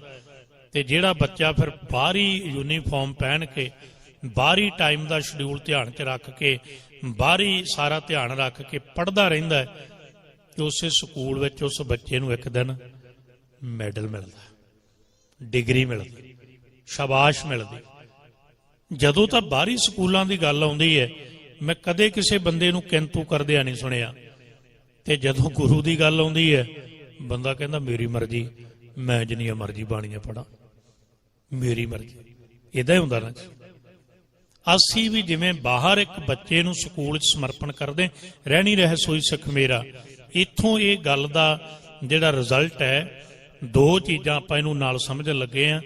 ਇਹ ਸਮਰਪਣ ਦੀ ਭਾਵਨਾ ਹੈ ਸਿੱਖੀ, ਤੇ ਸਿੱਖੀ ਆਈ ਰਹਿਤ ਦੀ, ਰਹਿਤ ਬਿਨਾਂ ਨਾ ਸਿੱਖ ਕਹਾਵੈ। ਸਮਰਪਿਤ ਹੋਣਾ ਨਾ, ਤਨ ਮਨ ਧਨ ਸਭ ਸੌਂਪ ਗੁਰ ਕੋਇ, ਸਮਰਪਣ ਦੀ ਭਾਵਨਾ। ਹੁਕਮ ਮੰਨਿਆ ਪਾਈਏ। ਸਕੂਲ ਦਾ ਹੁਕਮ ਬੱਚੇ ਤੇ ਮਾਪੇ ਮੰਨਦੇ ਆ, ਗੁਰੂ ਦਾ ਹੁਕਮ ਕਿਉਂ ਨਹੀਂ ਮੰਨਦੇ? ਇੱਥੇ ਕਿਉਂ ਕਿਹਾ ਜਾਂਦਾ? ਇੱਥੇ ਕਿਹੜੀ ਵਰਦੀ ਹੈ? ਇੱਥੇ ਰਹਿਤ ਮਰਜ਼ਾਦਾ ਵੀ ਪੜ੍ਹ ਲਓ। ਇੱਥੇ 5 ਕਕਾਰ ਸਾਡੀ ਵਰਦੀ ਹੈ। ਭਾਵੇਂ ਕਿਸੇ ਨੇ ਅੱਜ ਦਾਖਲਾ ਲਿਆ, ਇਹ ਥੋੜੀ ਹੈ ਕੋਈ ਕਹਿੰਦਾ ਵੀ ਮੈਂ ਤੇ ਅੱਜ ਹੀ ਅਮਰ ਛਕਣ ਲੱਗਾ ਜੀ, ਉਹਨੂੰ ਤੇ 10 ਸਾਲ ਹੋ ਗਏ, ਉਹਨੇ ਤੇ ਕਿਰਪਾਨ ਤਾਂ ਪਾਈ ਹੈ, ਮੈਨੂੰ ਛੋਟ ਦਿਓ। ਨਹੀਂ, ਯੂਨੀਫਾਰਮ ਮੀਨਸ ਯੂਨੀਫਾਰਮ ਹੈ। 5 ਕਕਾਰ, ਰਹਿਣੀ ਰਹਿ ਸੋਈ ਸਿੱਖ ਮੇਰਾ। ਉਹੀ 5 ਬਾਣੀਆਂ ਅੰਮ੍ਰਿਤ ਵੇਲੇ ਦੀਆਂ, ਉਹੀ ਸੋਦਰ ਤੇ ਸੋਲਾ ਸ਼ਾਮ ਨੂੰ, ਯਾਦ ਰੱਖਿਆ ਜੀ। ਉਹੀ ਅੰਮ੍ਰਿਤ, ਉਹੀ ਖੰਡੇ ਦੀ ਪੌਲ, ਉਹੀ ਗੁਰੂ ਗ੍ਰੰਥ ਸਾਹਿਬ, ਇੱਕੋ ਸਿਧਾਂਤ ਦੇ ਤਾਂ ਸਮਰਪਿਤ ਕਰਨਾ।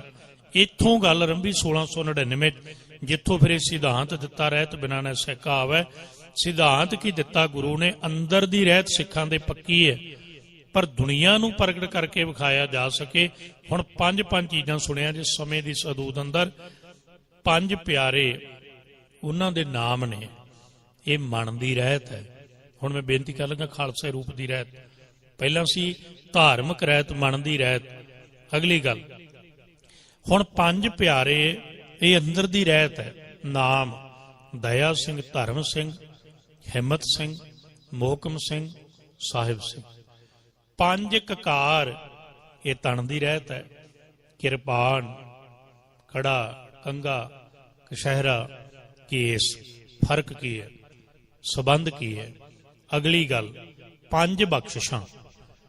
ਤੁਸੀਂ ਮੈਨੂੰ ਪਤਾ ਕੀ ਸ਼ਬਦ ਵਰਤਦੇ ਹੋ। 5 ਬਖਸ਼ਿਸ਼ਾਂ ਕਿਹੜੀਆਂ ਨੇ? ਬਾਟਾ ਹੈ, ਜਲ ਹੈ, ਸੁਣਿਆ ਜੀ, ਬਾਟਾ ਹੈ, ਜਲ ਹੈ, ਪਤਾਸੇ ਨੇ, ਖੰਡਾ ਹੈ, 5 ਬਾਣੀਆਂ। ਇਹ 5 ਬਖਸ਼ਿਸ਼ਾਂ ਨੇ। ਇਹਨਾਂ ਨੂੰ ਤਿੰਨਾਂ ਨੂੰ ਆਪਾਂ ਜੋੜਨਾ ਸਮੇਂ ਦੇ ਸੰਦੂਦ ਅੰਦਰ ਰਹਿ ਕੇ। ਇਹ ਹੈ ਰਹਿਣੀ ਰਹਿ ਸੋਈ ਸਖ ਮੇਰਾ। ਇੱਥੋਂ ਤੱਕ ਆਪਾਂ ਇਹ ਗੱਲ ਕੀਤੀ। ਸੁਣਿਓ, ਤੁਹਾਡੇ ਮਨ 'ਚ ਖਿਆਲ ਆ ਸਕਦਾ ਜਿੱਥੋਂ ਆਪਾਂ ਗੱਲ ਨੂੰ ਅੱਗੇ ਥੋੜਾ ਐਕਸਪਲੇਨ ਕਰਨ ਲੱਗੇ, ਖੋਲਣ ਲੱਗੇ, ਵੀ ਰਹਿਤ ਫਿਰ ਰਹਿਣਾ ਕਿਹੜੀ 'ਚ ਹੈ? ਵੀ ਬਾਹਰ ਦੀ ਸਕੂਲ ਦੀ ਉਦਾਹਰਨ ਦੇਤੀ ਹੈ, ਫੌਜ ਦੀ ਉਦਾਹਰਨ ਦੇਤੀ ਹੈ, ਸੜਕ ਦੀ ਉਦਾਹਰਨ ਦੇਤੀ ਹੈ, ਵੀ ਖੱਬੇ ਚੱਲਣਾ ਤੇ ਖੱਬੇ ਚੱਲਣਾ, ਸੱਜੇ ਨਹੀਂ ਚੱਲ ਸਕਦੇ। ਗਲਤ ਚੱਲਾਂਗੇ। ਇੱਕ ਹੋਰ ਗੱਲ ਸੁਣਿਓ, ਗਲਤ ਚੱਲਣ ਵਾਲਾ ਬੰਦਾ ਆਪਣੀ ਹੀ ਨਹੀਂ, ਆਪਣੇ ਸਾਥੀਆਂ ਦੀ ਜਾਨ ਦਾ ਵੀ ਖੌਅ ਬਣਦਾ। ਗੱਡੀ 'ਚ ਕੋਈ ਗਲਤ ਚਲਾਉਂਦਾ, ਉਹ ਆਪਣਾ ਵੀ ਨੁਕਸਾਨ ਕਰਦਾ ਹੈ, ਨਾਲ ਬੈਠਿਆਂ ਦਾ ਵੀ ਕਰਦਾ ਹੈ, ਸਾਹਮਣੇ ਆਉਂਦਿਆਂ ਦਾ ਵੀ ਕਰਦਾ।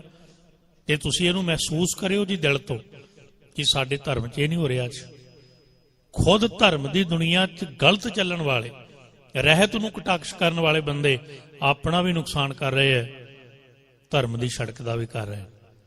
ਕਿੰਤੂ ਪਰੰਤੂ ਤਾਦੀ ਹੋ ਰਿਹਾ। ਰਹਿਣੀ ਰਹਿ ਸੋਈ ਸਿੱਖ ਮੇਰਾ, ਰਹਿਤ ਬਿਨਾਂ ਨੇ ਸਿੱਖ ਕਹਾਵੇ। ਪਹਿਲਾਂ ਆਇਆ ਜੇ ਬੜੇ ਧਿਆਨ ਨਾਲ ਬਖਸ਼ਿਸ਼ਾਂ ਤੇ। 5 ਬਖਸ਼ਿਸ਼ਾਂ ਪਹਿਲਾਂ ਕੀ ਲਿਆ ਸਤਿਗੁਰੂ ਨੇ? ਰਹਿਤ ਕੀ ਹੈ? ਇਹਨਾਂ 15 ਜਿਹੜੇ ਨਾਮ ਨੇ ਨਾ, ਇਹਦੇ ਵਿੱਚੋਂ ਤੁਹਾਨੂੰ ਸਮੱਗਰ ਜਿਹੜੀ ਰਹਿਤ ਹੈ, ਜਿਹੜੇ ਮਰਜ਼ੀ ਰਹਿਤਨਾਮੇ ਨੂੰ ਪੜ੍ਹਿਓ, ਇਹਦੇ ਵਿੱਚੋਂ ਨਿਕਲੀ ਹੋਈ ਹੈ। ਇਹ ਬੇਨਤੀ ਤਾਂ ਆਪਾਂ 15 ਨੂੰ ਲੈਣ ਲੱਗੇ, ਜਿੰਨੀ ਜਿੰਨੀ ਗੱਲ ਹੋ ਜਾਏਗੀ ਸਾਰਿਆਂ ਨੂੰ ਸੰਪन्न ਕਰਾਂਗੇ, ਗੁਰੂ ਰਹਿਮਤ ਕਰੇ। ਪਹਿਲੀ ਰਹਿਤ ਬਾਟੇ ਦੀ ਹੈ।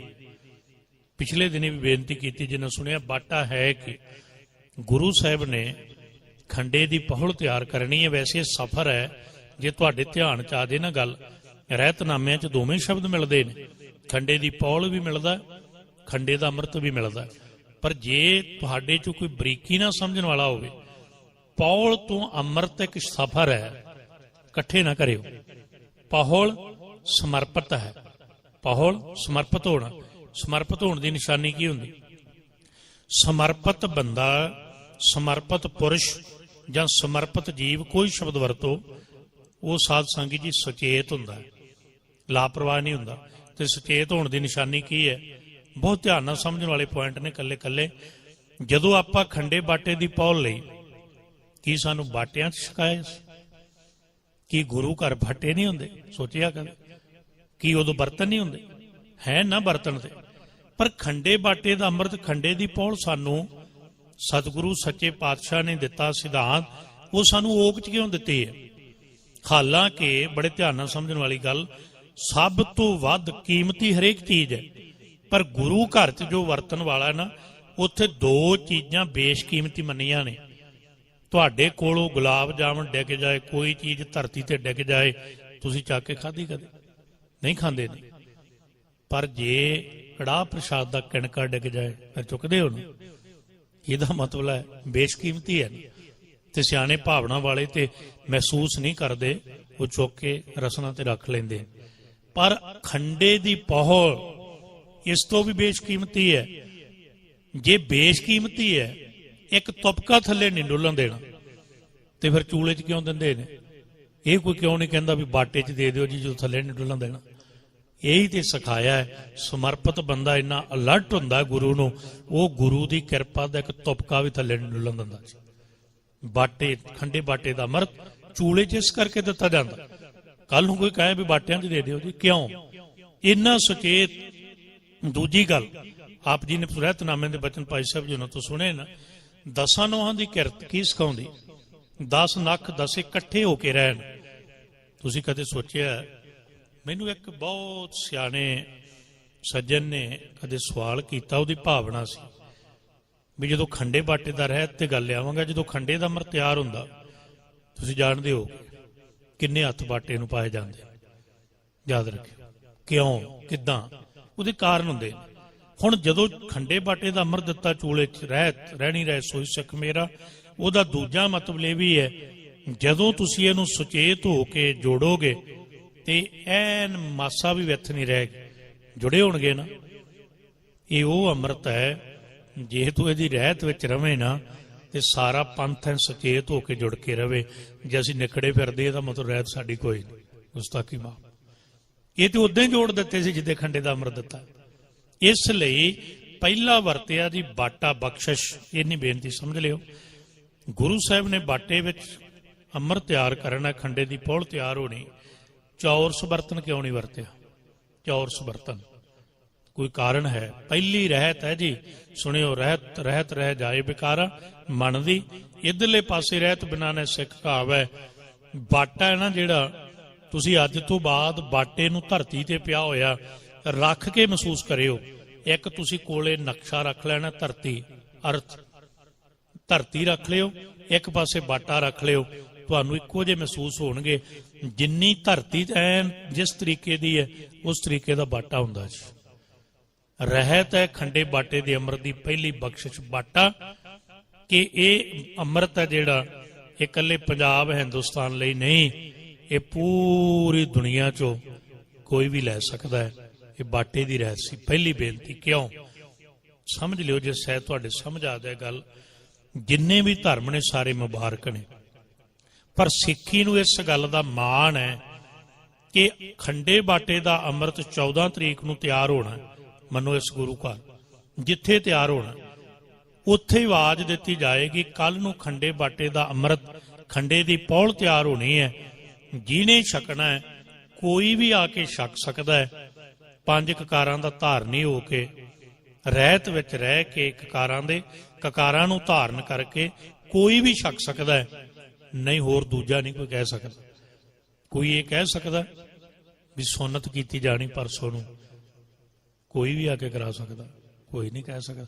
ਸਿੱਖੋ, ਮਾਣ ਹੋਣਾ ਚਾਹੀਦਾ ਤੁਹਾਨੂੰ। ਇਹ ਬਾਟੇ ਦੀ ਰਹਿਤ ਹੈ, ਇਹ ਪੂਰੀ ਦੁਨੀਆ ਨੂੰ ਕਵਰ ਕਰਦਾ ਬਾਟਾ। ਇੱਥੇ ਛੱਡਿਆ ਹੀ ਕਿਸੇ ਨੂੰ। ਇੱਥੇ ਤਾਂ ਇਨਸਾਨੀਅਤ ਦੀ ਗੱਲ, ਮਾਨਸ ਕੀ ਜਾਤ ਸਭ ਇੱਕ ਹੈ ਪਹਿਚਾਨਬੋ। ਬਾਟੇ ਦੀ ਬਖਸ਼ਿਸ਼ ਪੂਰੀ ਧਰਤੀ ਤੇ ਵੰਡਣਾ ਹੈ ਤੇ ਅੰਮ੍ਰਿਤ ਪੂਰੀ ਧਰਤੀ ਦੇ ਕਿਸੇ ਕੋਨੇ ਤੇ ਵੰਡਿਆ ਜਾਏਗਾ। ਬਖਸ਼ਾਂ ਦੀ ਰਹਿਤ ਵੀ ਕਹਿਣ ਲੱਗਾ ਤਾਂ ਕਿ ਗੱਲ ਸਮਝ ਆ ਜਾਏ। ਅਗਲੀ ਗੱਲ, ਬਾਟੇ ਵਿੱਚ ਦੂਜੀ ਬਖਸ਼ਿਸ਼ ਵਰਤਿਆ ਜਲ। ਤੇ ਤੁਸੀਂ ਸਿਆਣੇ ਹੋ, ਵਿਦਵਾਨਾਂ ਤੋਂ ਬੜਾ ਕੁਝ ਸੁਣਿਆ ਹੋਏਗਾ। ਮੈਂ ਮਾਫੀ ਚਾਹੁੰਦਾ ਜੇ ਮੈਥੋਂ ਕੋਈ ਗੱਲ ਰਿਪੀਟ ਹੋ ਜਾਏ, ਪਰ ਯਾਦ ਰੱਖਿਓ, ਜਦੋਂ ਬਾਟੇ 'ਚ ਜਲ ਵਰਤਿਆ, ਆਨੰਦਪੁਰ ਸਾਹਿਬ ਵਿੱਚ 3 ਖੂਹ ਨੇ। ਮਸੰਦਾਂ ਦਾ ਖੂਹ, ਆਨੰਦਗੜ੍ਹ ਦੇ ਕਿਲੇ ਅੰਦਰ ਬਾਵਲੀ ਸਾਹਿਬ। ਬਾਵਲੀ ਸ਼ਬਦ ਵੀ ਸੰਸਕ੍ਰਿਤ ਦਾ ਖੂਹ ਨੂੰ ਕਹਿੰਦੇ ਨੇ। ਖੂਹ 'ਚੋਂ ਪਾਣੀ ਬਾਹਰ ਕੱਢਿਆ ਜਾਂਦਾ, ਬਾਵਲੀ ਦੇ ਪਾਣੀ ਕੋਲ ਉਤਰ ਕੇ ਜਾਇਆ ਜਾਂਦਾ। ਅਰਥ ਇੱਕੋ ਹੀ ਨੇ ਖੂਹ ਵਾਲੇ। 3 ਖੂਹ ਸਨ ਉਸ ਵੇਲੇ। ਖੂਹਾਂ ਦਾ ਪਾਣੀ ਨਹੀਂ ਪਾਇਆ। ਜਿਹੜਾ ਜਲ ਪਾਇਆ ਨਾ ਬਾਟੇ ਵਿੱਚ ਅੰਮ੍ਰਿਤ ਤਿਆਰ ਕਰਨ ਲੱਗਿਆ, ਰਹਿਤ, ਉਹ ਸਤਲੁਜ ਦੇ ਦਰਿਆ ਤੋਂ ਪਾਇਆ। ਪੜ੍ਹ ਕੇ ਵੇਖੋ ਇਤਿਹਾਸ। ਕਿਉਂ ਭਲਾ? ਗੁਰੂ ਦੀਆਂ ਗੁਰੂ ਜਾਣੇ, ਪਰ ਸਤਿਗੁਰੂ ਸਿਖਾ ਗਏ। ਕਹਿਣ ਲੱਗੇ, ਸਿੱਖਾ, ਅੰਮ੍ਰਿਤ ਦੀ ਰਹਿਣੀ ਰਹਿ ਸੋਈ ਸਿੱਖ ਮੇਰਾ। ਦੂਜੀ ਰਹਿਤ ਇਹ ਹੈ, ਅੰਮ੍ਰਿਤ ਛਕ ਕੇ ਦੂਜਿਆਂ ਨੂੰ ਛੋਟਾ ਨਾ ਸਮਝ ਲੱਗ ਜਾਈ। ਅੰਮ੍ਰਿਤ ਛਕ ਕੇ ਤੇਰੀ ਸੋਚ ਸਤਲੁਜ ਦੇ ਦਰਿਆ ਵਰਗੀ ਹੋਣੀ ਚਾਹੀਦੀ, ਖੂਹ ਵਰਗੀ ਨਹੀਂ ਹੋਣੀ ਚਾਹੀਦੀ। ਖੂਹ ਦਾ ਜਲ ਥੋੜੀ ਦਿੱਤਾ ਤੈਨੂੰ ਦਰਿਆ ਚੋਂ ਲਿਆ ਕੇ ਦਿੱਤਾ ਹੈ। ਤੇ ਦਰਿਆ ਦੀ ਤੁਲਨਾ ਗੁਰੂ ਗ੍ਰੰਥ ਸਾਹਿਬ ਨੇ ਰੱਬ ਨਾਲ ਕੀਤੀ। ਰੱਬ ਤੇ ਦਰਿਆ 'ਚ ਕੋਈ ਫਰਕ ਨਹੀਂ। ਤੂੰ ਦਰਿਆਓ ਦਾਨਾ ਬੀਨਾ, ਤਸ਼ਬੀਹ ਦਿੱਤੀ, ਕੰਪੇਅਰ ਕੀਤਾ ਦਰਿਆ ਨਾਲ ਰੱਬ ਦਾ। ਇਸ ਲਈ ਕੀ ਅਸੀਂ ਖੰਡੇ ਬਾਟੇ ਦਾ ਅੰਮ੍ਰਿਤ ਛਕ ਕੇ ਰਹਿਣੀ ਰਹਿ ਸੋਈ ਸਿੱਖ ਮੇਰਾ, ਕੀ ਅਸੀਂ ਦਰਿਆ ਵਰਗੀ ਸੋਚ ਰੱਖਦੇ ਹਾਂ ਕਿ ਕੇਵਲ ਅਸੀਂ ਅੱਜ ਪੰਥਕ? ਵੇਖੋ, ਸਪਸ਼ਟ ਅੱਜ ਬੇਨਤੀ ਕਰ ਲੱਗਾ ਜੀ ਤੁਹਾਨੂੰ, ਅੱਜ ਅਸੀਂ ਪੰਥ ਦੀ ਦੁਨੀਆ 'ਚ ਵੀ ਹੋ ਰਿਹਾ। ਮੇਰਾ ਧੜਾ ਸਰਵੋਤਮ ਪੰਥ ਪ੍ਰਥਮ ਨਹੀਂ ਰਿਹਾ। ਪੰਥ ਪ੍ਰਥਮ ਨਹੀਂ ਰਿਹਾ, ਧੜੇ ਪ੍ਰਥਮ ਹੋ ਰਹੇ ਨੇ। ਧੜੇ ਪ੍ਰਥਮ ਹੋਣਗੇ ਤੇ ਪੰਥ ਦੀ ਚੜ੍ਹਦੀ ਕਲਾ ਕਿਵੇਂ ਹੋਏਗੀ? ਜੀਤ ਪੰਥ ਕੀ ਹੋਏਗੀ? ਤੇ ਪੰਥ ਕੀ ਜੀਤ ਤਾਂ ਹੋਏਗੀ ਜੇ ਪੰਥ ਪ੍ਰਥਮ ਰਹੇਗਾ। ਜਿਹਨੇ 4 ਪੁੱਤਰ ਵਾਰੇ, ਆਨੰਦਪੁਰ ਸਾਹਿਬ ਛੱਡਿਆ, ਪਿਤਾ ਸ਼ਹੀਦ ਕਰਾਇਆ, ਸਭ ਕੁਝ ਕੁਰਬਾਨ ਕੀਤਾ, ਉਹਨੇ ਪੰਥ ਪ੍ਰਥਮ ਰੱਖਿਆ। ਉਹਨੇ ਪਰਿਵਾਰ ਪ੍ਰਥਮ ਰੱਖਿਆ ਹੀ। ਪੰਥ ਲਈ ਪਰਿਵਾਰ ਛੱਡਿਆ, ਪਰਿਵਾਰ ਲਈ ਪੰਥ ਛੱਡਿਆ। ਤੇ ਦੱਸੋ, ਇਸ ਲਈ ਦਰਿਆ ਵਿੱਚੋਂ ਜਲ ਮੰਗਾਇਆ। ਤੁਸੀਂ ਪੜ੍ਹ ਸਕਦੇ ਹੋ, ਬਕਾਇਦਾ ਇਤਿਹਾਸ ਦੇ ਬੋਲ ਨੇ। ਪਰ ਉਹਦਾ ਰੀਜਨ ਕੀ ਹੈ, ਰਹਿਤ ਕੀ ਹੈ? ਤੀਜੀ ਗੱਲ, ਜਿਹੜਾ ਜਲ ਦਾ ਦੂਜਾ ਨੁਕਤਾ ਨਾ ਸੰਖੇਪ ਸ਼ਬਦਾਂ 'ਚ, ਜਲ ਹੈ ਜਿਹੜਾ, ਚਲੋ ਉਹਦਾ ਗੁਣ ਹੈ। ਇਹ ਰਹਿਤ ਦੀ ਗੱਲ ਆਪਾਂ ਕਰ ਰਹੇ। ਜਲ ਦਾ ਗੁਣ ਮੈਲ ਧੋਂਦਾ, ਉਹਨੂੰ ਛੱਡ ਦਈਏ। ਤੀਜੀ ਗੱਲ ਹੈ, ਸਾਧ ਸੰਗਤ ਜੀ, ਸਤਿਗੁਰੂ ਨੇ ਪਤਾਸੇ ਪਵਾਏ ਨੇ।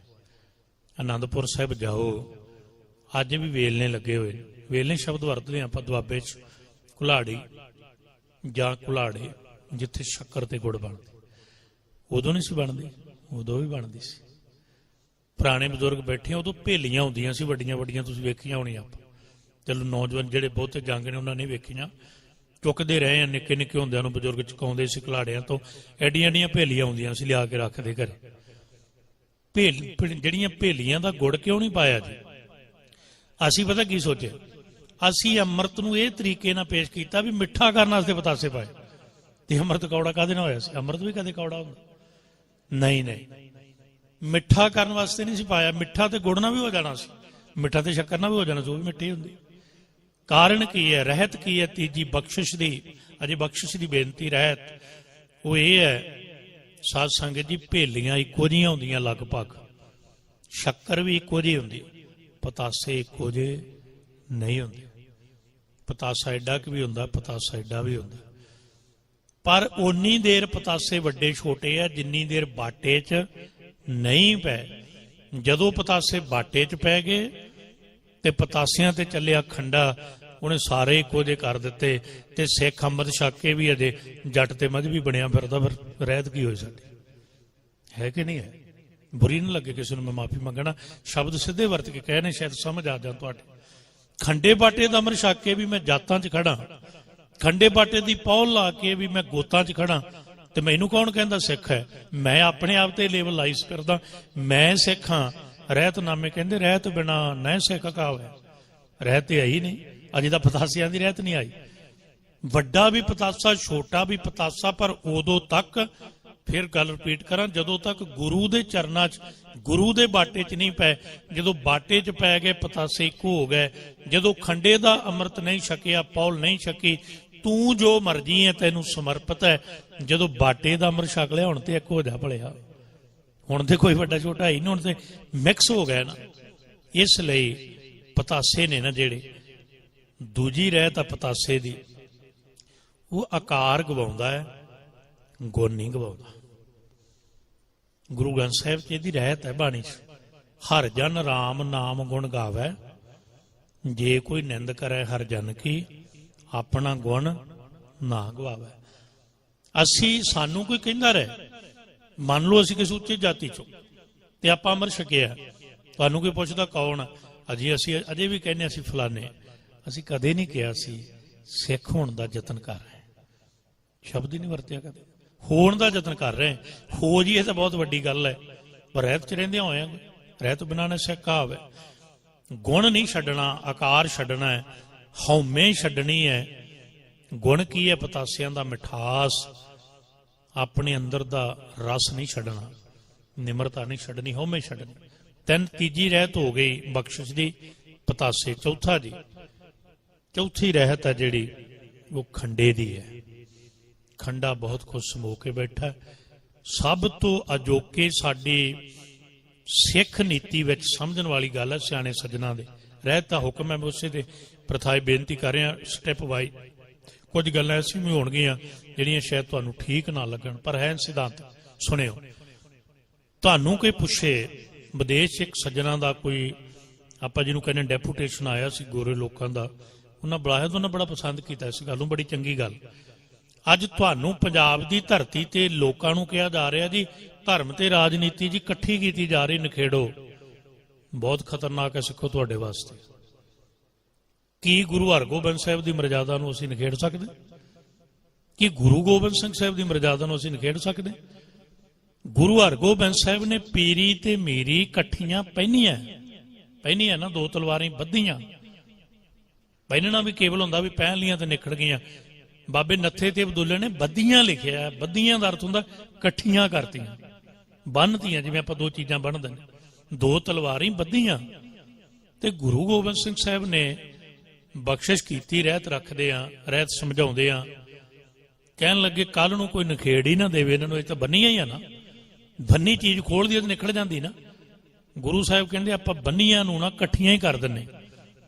ਦੋ ਕਿਰਪਾਨਾਂ ਜੋੜ ਕੇ ਖੰਡਾ ਬਣਦਾ ਜੀ, ਜਦੋਂ ਮਰਜ਼ੀ ਵੇਖਿਓ। ਇੱਕ ਕਿਰਪਾਨ ਦਾ ਖੰਡਾ ਨਹੀਂ ਬਣਦਾ, ਦੋ ਕਿਰਪਾਨਾਂ ਦਾ ਖੰਡਾ ਬਣਦਾ ਹੈ। ਜਿਹੜਾ ਇਹ ਖੰਡਾ ਹੈ ਨਾ ਸੰਗਤ ਜੀ, ਇਹ ਪੀਰੀ ਤੇ ਮੀਰੀ ਇਕੱਠੇ ਕੀਤੇ ਹੋਏ ਹੈ। ਪੀਰੀ ਤੇ ਮੀਰੀ, ਭਗਤੀ ਤੇ ਸ਼ਕਤੀ, ਸੱਤ ਤੇ ਸੱਤਾ, ਧਰਮ ਤੇ ਰਾਜਨੀਤੀ, ਕੋਈ ਸ਼ਬਦ ਵਰਤ ਲਓ, ਇਕੱਠੇ ਕੀਤੇ ਹੋਏ ਨੇ ਦੋਵੇਂ ਰਹਿਤ ਖੰਡੇ ਦੀ। ਇੱਕ ਗੱਲ ਪੱਕੀ ਹੈ, ਫਿਰ ਖੰਡਾ ਦੋ ਧਾਰਾ ਹੁੰਦਾ। ਕਿਰਪਾਨ ਤੁਸੀਂ ਵੇਖੋ, ਇੱਕ ਪਾਸਿਓਂ ਤਿੱਖੀ ਅੰਦਰ ਵਾਰੋ ਤਿੱਖੀ ਨਹੀਂ, ਖੰਡਾ ਦੋਵਾਂ ਪਾਸਿਓਂ ਤਿੱਖਾ ਹੈ ਨਾ। ਇੱਕ ਪਾਸੇ ਸੰਸਾਰ ਹੈ, ਇੱਕ ਪਾਸੇ ਨਿਰੰਕਾਰ ਹੈ। ਤੇ ਜਦੋਂ ਸੰਸਾਰ ਦੀ ਪ੍ਰਗਟਤਾ ਦੀ ਗੱਲ ਆਉਂਦੀ ਹੈ, ਇਹ ਕਲਗੀਧਰ ਪਾਤਸ਼ਾਹ ਵੀ ਆਪਣੀ ਕਲਮ ਨਾਲ ਲਿਖਦੇ ਨੇ, ਪ੍ਰਥਮੇ ਖੰਡਾ ਸਾਜਕ ਹੈ ਸਭ ਸੰਸਾਰ ਉਪਾਇਆ। ਸ਼ਕਤੀ ਦਾ ਪ੍ਰਤੀਕ ਹੈ। ਜਿੱਥੇ ਸ਼ਕਤੀ ਦਾ ਪ੍ਰਤੀਕ, ਉੱਥੇ ਇੱਕ ਪਾਸੇ ਸੰਸਾਰ, ਇੱਕ ਪਾਸੇ ਨਿਰੰਕਾਰ। ਇਹ ਖੰਡੇ ਦੀ ਰਹਿਤ ਹੈ। ਸੰਸਾਰ ਵਾਲਾ ਪਾਸਾ ਕਿਰਤ ਹੈ, ਨਿਰੰਕਾਰ ਵਾਲਾ ਪਾਸਾ ਕੀਰਤੀ ਹੈ। ਸੰਸਾਰ ਵਾਲਾ ਪਾਸਾ ਧੰਦਾ ਹੈ, ਨਿਰੰਕਾਰ ਵਾਲਾ ਪਾਸਾ ਧਰਮ ਹੈ। ਖੰਡੇ ਦਾ ਅੰਮ੍ਰਿਤ ਛਕਣ ਵਾਲਾ, ਧਿਆਨ ਨਾਲ ਸੁਣਿਓ, ਉਹ ਕੇਵਲ ਸੰਤ ਨਹੀਂ ਹੁੰਦਾ, ਯਾਦ ਰੱਖਿਆ, ਜੋ ਕਿਰਤੀ ਵੀ ਹੈ। ਜੋ ਕੇਵਲ ਕਿਰਤੀ ਨਹੀਂ ਹੁੰਦਾ, ਉਹ ਸਾਧੂ ਵੀ ਹੈ। ਭਾਵ ਉਹ ਭਗਤੀ ਵੀ ਕਰਦਾ ਹੈ, ਉਹਦੇ ਕੋਲੇ ਸੰਸਾਰੀ ਧਨ ਦੀ ਤੇ ਉਹਦੇ ਦੀ ਸ਼ਕਤੀ ਵੀ ਹੋ ਸਕਦੀ। ਖੰਡੇ ਦੀ ਰਹਿਤ, ਬਖਸ਼ਿਸ਼ ਦੀ। ਅਗਲੀ ਗੱਲ, ਪੰਜਵਾਂ ਰੂਪ ਆ ਗਿਆ ਬਾਣੀਆਂ, ਪੰਜ ਬਾਣੀਆਂ। ਜਦੋਂ ਚਾਰੇ ਰਹਿਤਾਂ, ਫਿਰ ਧਿਆਨ ਨਾਲ ਸੁਣੋ, ਰਹਿਤ ਬਿਨਾਂ ਨਾ ਸਿੱਖ ਆਵੈ, ਰਹਿ ਨਹੀਂ ਰਹੇ ਸੋਈ ਸਿੱਖ ਮੇਰਾ। ਇਹ ਬਖਸ਼ਿਸ਼ਾਂ ਦੀਆਂ ਚਾਰੇ ਰਹਿਤਾਂ ਸੰਭਲ ਜਾਣਗੀਆਂ। ਇਸ ਗੱਲ ਨੂੰ ਸ਼ਾਇਦ ਤੁਹਾਡੇ ਸਮਝ ਆ ਜਾਏ ਗੱਲ, ਉਦੋਂ ਬਾਣੀ ਅੰਦਰ ਟਿਕੇਗੀ, ਵਰਨਾ ਨਹੀਂ ਟਿਕੇਗੀ। ਕਦੇ ਤੁਸੀਂ ਕੋਈ, ਬੜੇ ਧਿਆਨ ਨਾਲ ਸੁਣਿਓ, ਇੱਕ ਨੁਕਤਾ ਸਮਝਣ ਲਈ ਸਿਆਣਿਆਂ ਦੇ, ਕਦੇ ਕੋਈ ਐਸਾ ਅੰਮ੍ਰਿਤ ਸੰਚਾਰ ਵੇਖਿਆ ਖਾਲੀ ਬਾਟੇ ਤੇ ਅੰਮ੍ਰਿਤ ਬਾਣੀਆਂ ਪੜੀਆਂ ਜਾਂਦੀਆਂ ਹੋਣ? ਖਾਲੀ ਬਾਟੇ ਤੇ ਨਹੀਂ ਹੋ ਸਕਦਾ ਨਾ, ਨਹੀਂ ਹੋ ਸਕਦਾ ਨਾ। ਤੇ ਜਿੰਨਾ ਦੇਰ ਸਰੀਰ ਰੂਪੀ ਬਾਟੇ 'ਚ ਪ੍ਰੇਮ ਰੂਪੀ ਜਾਲੀ ਨਹੀਂ ਹੈ, ਤੇ ਬਾਹਰ ਤੋਂ ਇਹ ਅੰਮ੍ਰਿਤ ਬਾਣੀ, ਇਹਨੂੰ ਨਾਮ ਅੰਮ੍ਰਿਤ ਕਿਵੇਂ ਬਣਾਏਗੀ? ਯਾਦ ਰੱਖਿਆ ਜੀ। ਇਸ ਲਈ ਬਹੁਤ ਜ਼ਰੂਰੀ ਹੈ ਪ੍ਰੇਮ ਹੋਣਾ ਬਾਣੀ ਪੜ੍ਹਨ ਲਈ। ਜਿਵੇਂ ਬਾਟੇ 'ਚ ਜਲ ਹੈ, ਉਵੇਂ ਹਿਰਦੇ ਰੂਪੀ ਬਾਟੇ ਵਿੱਚ ਪ੍ਰੇਮ ਹੈ ਨਾ ਜਿਹੜਾ, ਇਹ ਵੀ ਜਲ ਹੈ। ਰੱਬੀ ਬਾਣੀ 'ਚ ਪ੍ਰੇਮ ਨਾਲ ਨੂੰ ਤੁਲਨਾ ਦਿੱਤੀ ਹੈ ਜਲ ਨਾਲ, ਪਾਣੀ ਨਾਲ। ਇਸ ਲਈ ਇਹ ਪੰਜ ਜਿਹੜੀਆਂ ਬਖਸ਼ਿਸ਼ਾਂ ਨੇ। ਇੱਕ ਬੇਨਤੀ ਹੋਰ ਸੁਣਿਓ, ਜਦੋਂ ਫਿਰ ਇਹ ਅੰਮ੍ਰਿਤ ਤਿਆਰ ਹੋਇਆ, ਖੰਡੇ ਦੀ ਪੌਲ ਤਿਆਰ ਹੋਈ ਰਹਿਤ ਨਾਲ, ਤੇ ਫਿਰ ਕੀ ਹੋਇਆ? ਮਿਲਿਆ ਕਿਹਨੂੰ? ਕੋਈ ਐਸਾ ਨਹੀਂ ਜਿਹੜਾ ਇਹਨੂੰ ਨਹੀਂ ਚੱਕ ਸਕਦਾ, ਕੋਈ ਐਸਾ ਨਹੀਂ ਜਿਹੜਾ ਇਹਨੂੰ ਨਹੀਂ ਲੈ ਸਕਦਾ। ਇੱਕ ਨੁਕਤਾ ਸੁਣਿਓ, ਇਹਦੀ ਏਡੀ ਵੱਡੀ ਰਹਿਤ ਹੈ, ਰਹਿਤ ਬਿਨਾਂ ਨਾ ਸਿੱਖ ਕਹਾਵੈ, ਏਡੀ ਵੱਡੀ ਰਹਿਤ ਹੈ। ਤੁਸੀਂ ਬਾਟੇ ਨੂੰ ਵੇਖੋ, ਇਹ ਬਾਟਾ ਜੋਗੀਆਂ ਦੇ ਹੱਥ 'ਚ ਰਿਹਾ। ਤੁਸੀਂ ਅੱਜ ਤੱਕ ਵੇਖੋ, ਖੱਪਰ ਤੇ ਬਾਟਾ ਫੜ ਕੇ ਜੋਗੀ ਮੰਗਦੇ ਨੇ। ਧਰਮ ਦੀ ਦੁਨੀਆ 'ਚ ਬਾਟਾ ਬੌਧ ਧਰਮ ਗੁਸਤਾਖੀ ਮਾਫ ਭਿਕਸ਼ੂਆਂ ਕੋਲ ਰਿਹਾ। ਇਹ ਬਾਟੇ ਨੇ ਦੁਨੀਆ 'ਚ ਮੰਗਿਆ। ਕਲਗੀ ਵਾਲੇ ਨੇ ਕਿਹਾ ਇਹ ਬਾਟੇ ਦੀ ਰਹਿਤ ਹੈ, ਇਹ ਬਾਟਾ ਸਿੱਖ ਦੇ ਹੱਥ 'ਚ ਮੰਗਣ ਲਈ ਨਹੀਂ ਹੋਏਗਾ, ਇਹ ਬਾਟਾ ਸਿੱਖ ਦੇ ਹੱਥ 'ਚ ਵੰਡਣ ਲਈ ਹੋਏਗਾ। ਇਹ ਰਹਿਤ ਹੈ, ਇਹ ਵੀ ਰਹਿਤ ਹੈ, ਕੇਵਲ ਇੰਡੀਵਿਜੂਅਲ ਨਹੀਂ। ਇਸ ਲਈ ਬਖਸ਼ਿਸ਼ਾਂ ਦੀ ਗੱਲ। ਹੁਣ ਇਹ ਬਖਸ਼ਿਸ਼ ਦੇ ਵਿੱਚੋਂ ਪੰਜ ਅੰਦਰ ਦੇ ਗੁਣ ਨੇ, ਪੰਜ ਬਾਹਰ ਦੇ ਗੁਣ ਨੇ, ਰਹਿਤਾਂ ਨੇ। ਅੰਦਰ ਕੀ ਹੈ ਆਪਾਂ ਸੰਖੇਪ ਸਮਝ ਲਈਏ। ਦਇਆ ਹੈ। ਮੈਂ ਦੋਵਾਂ ਨੂੰ ਕੰਪੇਅਰ ਕਰਦੇ ਜਾਣਾ, ਬੜੇ ਧਿਆਨ ਨਾਲ ਸੁਣਿਓ। ਰਹਿਤ ਬਿਨਾਂ ਨੇ ਸਿੱਖ ਕਹਾਵੈ। ਹੁਣ ਇਹਦੀ ਰਹਿਤ ਸੀ ਅਗਲੀ, ਪਹਿਲਾਂ ਦਿੱਤੀ ਦਇਆ। ਕਿੱਥੋਂ ਸ਼ੁਰੂ ਹੋਈ? ਧੰਨ ਗੁਰੂ ਨਾਨਕ ਸਾਹਿਬ ਸੱਚੇ ਪਾਤਸ਼ਾਹ ਨੇ ਪਿਛਲੀ ਵਾਰ ਤੁਹਾਨੂੰ ਬੇਨਤੀ ਕੀਤੀ, ਕਿੱਥੋਂ ਸ਼ੁਰੂਆਤ ਹੋਈ ਆਸਾ ਕੀ ਵਾਰ ਦੀ? ਲਾਹੌਰ ਤੋਂ। ਯਾਦ ਰੱਖਿਓ, ਬਾਣੀ ਦਇਆ ਪੈਦਾ ਕਰਦੀ ਹੈ, ਤੇ ਲਾਹੌਰ ਚੋਂ ਦਇਆ ਚੱਲ ਕੇ ਆਨੰਦਪੁਰ ਸਾਹਿਬ ਜਾਂਦੀ। ਦਇਆ ਲਾਹੌਰ ਚੋਂ ਉਪਜੀ ਹੈ। ਯਾਦ ਰੱਖਿਓ, ਭਾਈ ਦਇਆ ਸਿੰਘ ਪਹੁੰਚਦੇ ਆਨੰਦਪੁਰ ਸਾਹਿਬ, ਜਿਹੜੇ ਹਿਰਦਿਆਂ 'ਚ ਦਇਆ ਹੁੰਦੀ ਨਾ, ਸਮਰਪਿਤ ਦੀ ਭਾਵਨਾ, ਉਹ ਗੁਰੂ ਨੂੰ ਪ੍ਰਵਾਨ ਹੋ ਜਾਂਦੇ ਨੇ। ਧੌਲ ਧਰਮ ਦਇਆ ਕਾ ਪੂਤ ਪਹਿਲੀ ਰਹਿਤ ਹੈ। ਬੜੇ ਧਿਆਨ ਨਾਲ ਸੁਣਿਓ, ਅੰਦਰ ਦੀ। ਇੱਕ ਹੋਰ ਬੇਨਤੀ ਕਰਦੇ ਹਾਂ, ਤੁਹਾਡੇ ਗੱਲ ਸਾਰਿਆਂ ਦੀ ਆਪਣੇ ਸਮਝ ਆ ਜਾਏ। ਜਿਵੇਂ ਕੋਈ ਚੀਜ਼ ਅੰਦਰ ਹੁੰਦੀ ਨਾ ਜੀ, ਆਪਾਂ ਗੱਲ ਪਹਿਲਾਂ ਸਮਝੀ ਮਨ ਦੀ ਗੱਲ। ਹੁਣ ਕਿਵੇਂ ਪਤਾ ਲੱਗੇ ਕਿ ਮਨ 'ਚ ਕੀ ਹੈ? ਅੱਜ ਇਹ ਕਿਹਾ ਜਾ ਰਿਹਾ ਨਾ ਜੀ, ਜਿਹੜੇ ਜਿਨ੍ਹਾਂ ਦੇ ਮਨ 'ਚ ਖਿਆਲ, ਉਹ ਵੀ ਸੁਣਿਆ ਜੀ। ਅੱਜ ਇਹ ਗੱਲ ਬਹੁਤ ਪ੍ਰਚਾਰੀ ਜਾਂਦੀ, ਸਿੱਖੀ ਮੰਨਦੀ ਹੈ, ਸਿੱਖੀ ਤਣਦੀ ਨਹੀਂ। ਐਸਾ ਨਹੀਂ ਹੈ। ਸਿੱਖੀ ਮੰਨਦੀ ਵੀ ਹੈ, ਸਿੱਖੀ ਤਣਦੀ ਵੀ ਹੈ। ਕੱਲਾ ਮਨ ਕੁਝ ਨਹੀਂ ਕਰ ਸਕਦਾ। ਮਨ ਦੀ ਗੱਲ ਛੱਡੋ, ਆਤਮਾ ਵੀ ਕੁਝ ਨਹੀਂ ਕਰ ਸਕਦੀ ਜੇ ਸਰੀਰ ਨਾ ਹੋਵੇ। ਗੁਰੂ ਗ੍ਰੰਥ ਸਾਹਿਬ ਬਣਦੇ ਨੇ ਆਤਮਾ ਕੁਝ ਨਹੀਂ ਕਰਦੀ ਜੇ ਸਰੀਰ ਨਾ ਹੋਵੇ। ਆਤਮਾ ਨੂੰ ਕੁਝ ਕਰਨ ਲਈ ਸਰੀਰ ਚਾਹੀਦਾ। ਤੇ ਕਮਾਲ ਦੀ ਗੱਲ ਇਹ ਹੈ, ਸਰੀਰ ਵੀ ਕੁਝ ਨਹੀਂ ਕਰ ਸਕਦਾ ਜੇ ਆਤਮਾ ਨਾ ਹੋਵੇ। ਉਹਨੂੰ ਲੋਕ ਡੈਡ ਬੋਡੀ ਕਹਿੰਦੇ ਨੇ। ਸਰੀਰ ਨੂੰ ਕੁਝ ਕਰਨ ਲਈ ਆਤਮਾ ਚਾਹੀਦੀ ਹੈ, ਆਤਮਾ ਨੂੰ ਕੁਝ ਕਰਨ ਲਈ ਸਰੀਰ ਚਾਹੀਦਾ। ਦੋਵੇਂ ਇਕੱਠੇ ਕਰਦੇ ਨੇ ਨਾ। ਇਵੇਂ ਫਿਰ ਰਹਿਤ ਹੈ, ਮਨ ਦੀ ਰਹਿਤ। ਆਪਾਂ ਅਰਬੀ ਬਾਣੀ ਚੋਂ ਸਮਝ ਲਈ ਉਹ ਪੰਕਤੀ, ਰਹਿਤ ਰਹਿਤ ਰਹਿ ਜਾਏ ਵਿਕਾਰਾ। ਤੇ ਤਨ ਦੀ ਰਹਿਤ, ਹੁਣ ਅੰਦਰ ਦਇਆ ਹੈ। ਕਿਸੇ ਨੂੰ ਕੀ ਪਤਾ ਲੱਗੇ ਇਹਦੇ ਅੰਦਰ ਦਇਆ ਹੈ। ਸਤਿਗੁਰੂ ਨੇ ਬਖਸ਼ਿਸ਼ ਕੀਤੀ, ਤਲਵਾਰ ਨਹੀਂ ਕਿਹਾ। ਤਲਵਾਰ ਨਹੀਂ ਕਿਹਾ। ਤਲਵਾਰ ਦੇ ਅਰਥ ਤੁਸੀਂ ਵਿਦਵਾਨਾਂ ਤੋਂ ਸੁਣੇ ਨੇ। ਬਰਾਬਰ ਦਾ ਵਾਰ, ਤਲ ਧਰਤੀ ਨੂੰ ਵੀ ਕਹਿੰਦੇ ਨੇ, ਬਰਾਬਰ ਨੂੰ ਵੀ ਕਹਿੰਦੇ ਨੇ, ਬਰਾਬਰਤਾ ਨੂੰ ਕਹਿੰਦੇ ਨੇ ਤਲ। ਬਰਾਬਰਤਾ ਦੇ ਵਾਰ ਕਰਨਾ। ਤਲਵਾਰ ਚੁੱਕੀ ਹਮਾਂਜੂ ਵਰਗਿਆਂ ਨੇ, ਬਾਬਰ ਵਰਗਿਆਂ ਨੇ, ਤਲਵਾਰਾਂ ਚੁੱਕੀਆਂ ਹਿਟਲਰ ਵਰਗਿਆਂ ਨੇ, ਉਹਨਾਂ ਨੇ ਛੱਡਿਆ ਹੀ ਕੋਈ ਨਹੀਂ। ਗੁਰੂ ਨੇ ਕਿਹਾ ਨਹੀਂ, ਤੈਨੂੰ ਤਲਵਾਰ ਨਹੀਂ ਦੇਣੀ।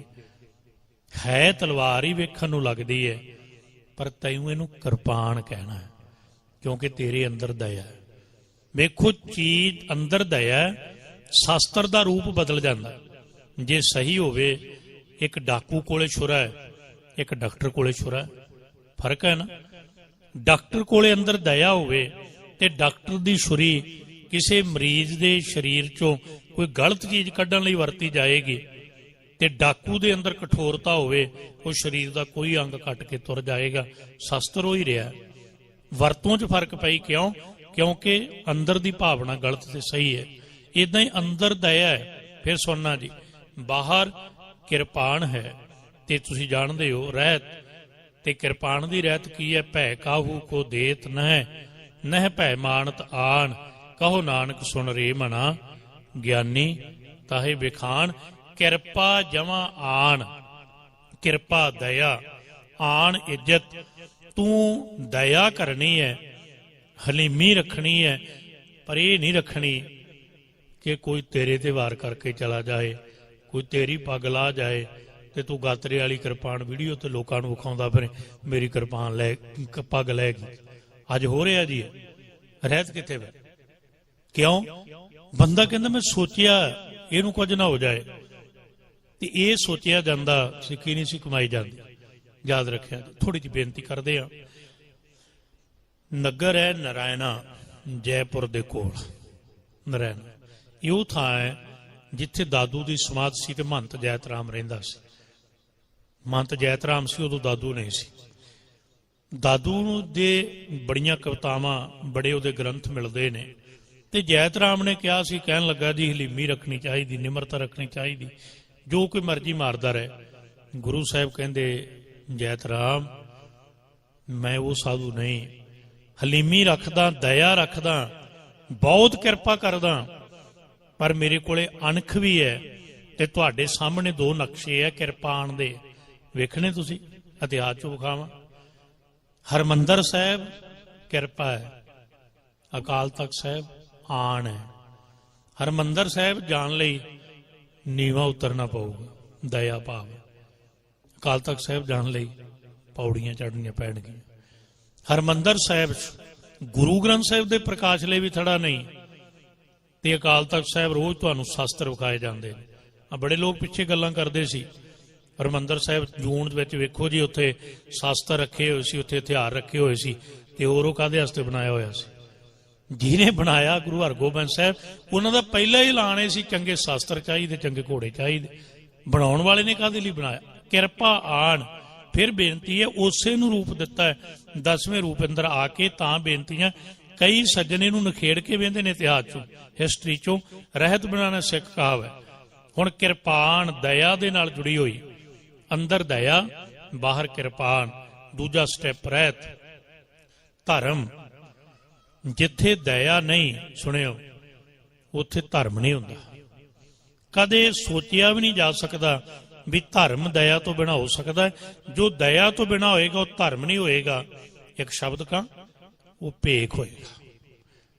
ਤੇ ਗੁਰੂ ਗ੍ਰੰਥ ਸਾਹਿਬ ਦੀ ਬਾਣੀ ਪੜ੍ਹ ਲਓ, ਗੁਰੂ ਗੋਬਿੰਦ ਸਿੰਘ ਸਾਹਿਬ ਦੀ ਬਾਣੀ ਪੜ੍ਹ ਲਓ, ਆਪ ਜੀ ਨੇ ਕੀਰਤਨ ਰੂਪ ਅੰਦਰ ਰਹਿਤਨਾਮੇ ਸੁਣੇ ਨੂੰ ਪੜ੍ਹ ਲਓ।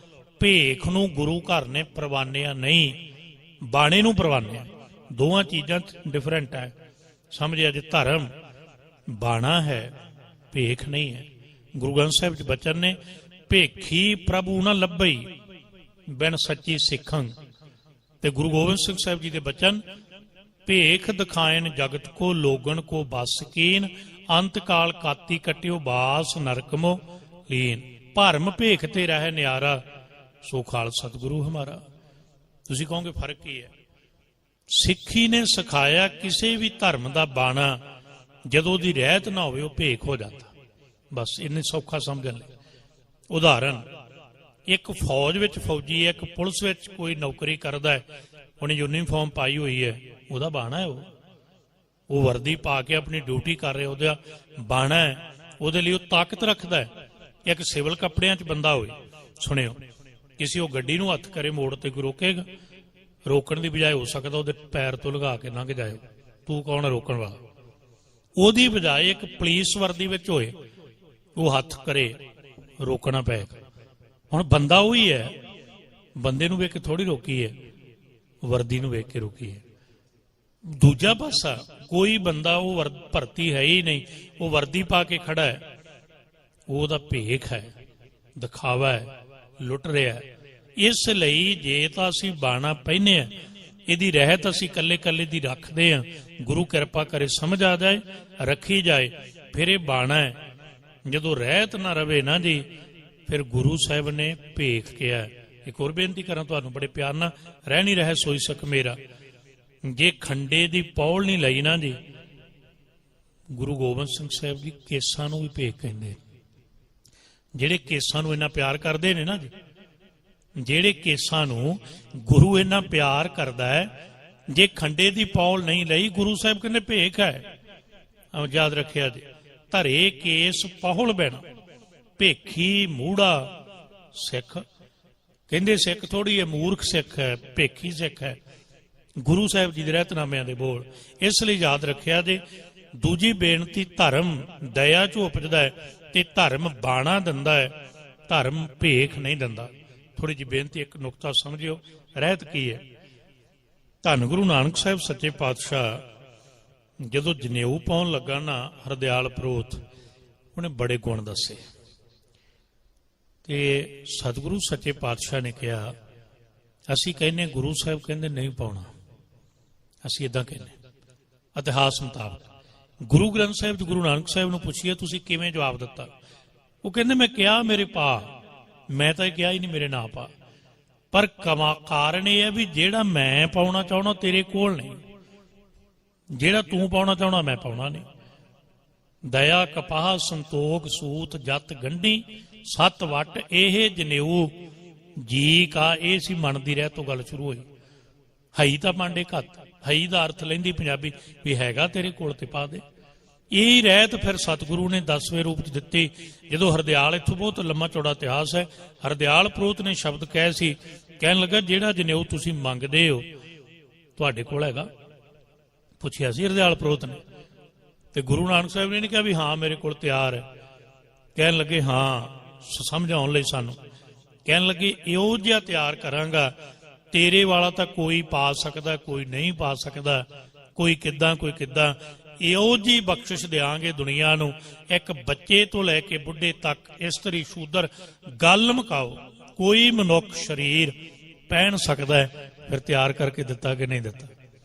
ਹੈ ਕੋਈ ਐਸਾ ਦੁਨੀਆ 'ਚ ਜਿਹਨੂੰ ਆਪਾਂ ਕਹਿ ਸਕੀਏ ਵੇਖੋ ਅਫਰੀਕਾ 'ਚ ਜਾਓ, ਉਹਨਾਂ ਦੇ ਵੀ 5 ਕਕਾਰ ਪੈਨੇ, ਉਹ ਵੀ ਸੋਹਣੇ ਲੱਗਦੇ? ਕੋਈ ਗੱਲ ਹੀ ਨਹੀਂ। ਗੱਲ ਇਨਸਾਨੀਅਤ ਦੀ ਹੈ। ਮੈਂ ਤਾਂ ਬੇਨਤੀ ਕਰਦਾ ਵੀ ਜੇ ਇਨਸਾਨੀਅਤ ਧਰਮ ਦੀ ਗੱਲ ਕਰੋਗੇ, ਮਾਨਸਕੀ ਜਾਤ ਦੀ ਗੱਲ ਕਰੋਗੇ, ਸਿੱਖੀ ਤੋਂ ਵੱਡੀ ਰਹਿਤ ਕਿਹੜੀ ਮਿਲੇਗੀ? ਸਿੱਖੀ ਤੋਂ ਵੱਡਾ ਰਾਹ ਕਿਹੜਾ ਮਿਲੇਗਾ? ਇਸ ਲਈ ਦੂਜੀ ਬੇਨਤੀ, ਅੰਦਰੂਨੀ ਰਹਿਤ ਧਰਮ। ਤੇ ਧਰਮ ਦਾ ਬਾਹਰ ਨਿਸ਼ਾਨੀ ਕੀ ਹੈ? ਹਰੇਕ ਚੀਜ਼ ਦੀ ਇੱਕ ਆਇਡੈਂਟੀ ਹੁੰਦੀ ਬਾਹਰ। ਤੁਸੀਂ ਕਹੋਗੇ ਕਿੱਦਾਂ?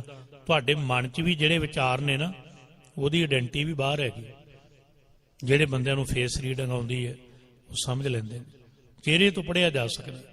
ਜੇ ਚਿਹਰੇ ਤੋਂ ਨਾ ਪੜ੍ਹਿਆ ਜਾ ਸਕੇ ਕਿਸੇ ਬੰਦੇ ਦੇ ਅੰਦਰ ਕੀ ਚੱਲਦਾ ਹੈ, ਤੁਸੀਂ ਉਹਦਾ ਸੌਣਾ ਵੇਖਿਆ ਜੇ ਪਤਾ ਲੱਗ ਜਾਏਗਾ। ਜਿਹਨੂੰ ਤੁਸੀਂ ਸੁੱਤੇ ਜਾਗਦਿਆਂ ਨਹੀਂ ਨਾ ਪੜ੍ਹ ਸਕਦੇ, ਉਹ ਬੰਦੇ ਨੂੰ ਸੁੱਤੇ ਪਿਆ ਪੜ੍ਹਿਆ ਜਾਂਦਾ। ਕਿਉਂਕਿ ਜੋ ਦਿਨ ਨੂੰ ਮਨ ਚੱਲਦਾ ਉਹ ਰਾਤ ਨੂੰ ਬੋਲੇਗਾ, ਕੁਝ ਕਰੇਗਾ, ਐਸੀ ਹਰਕਤ ਹੋਏਗੀ।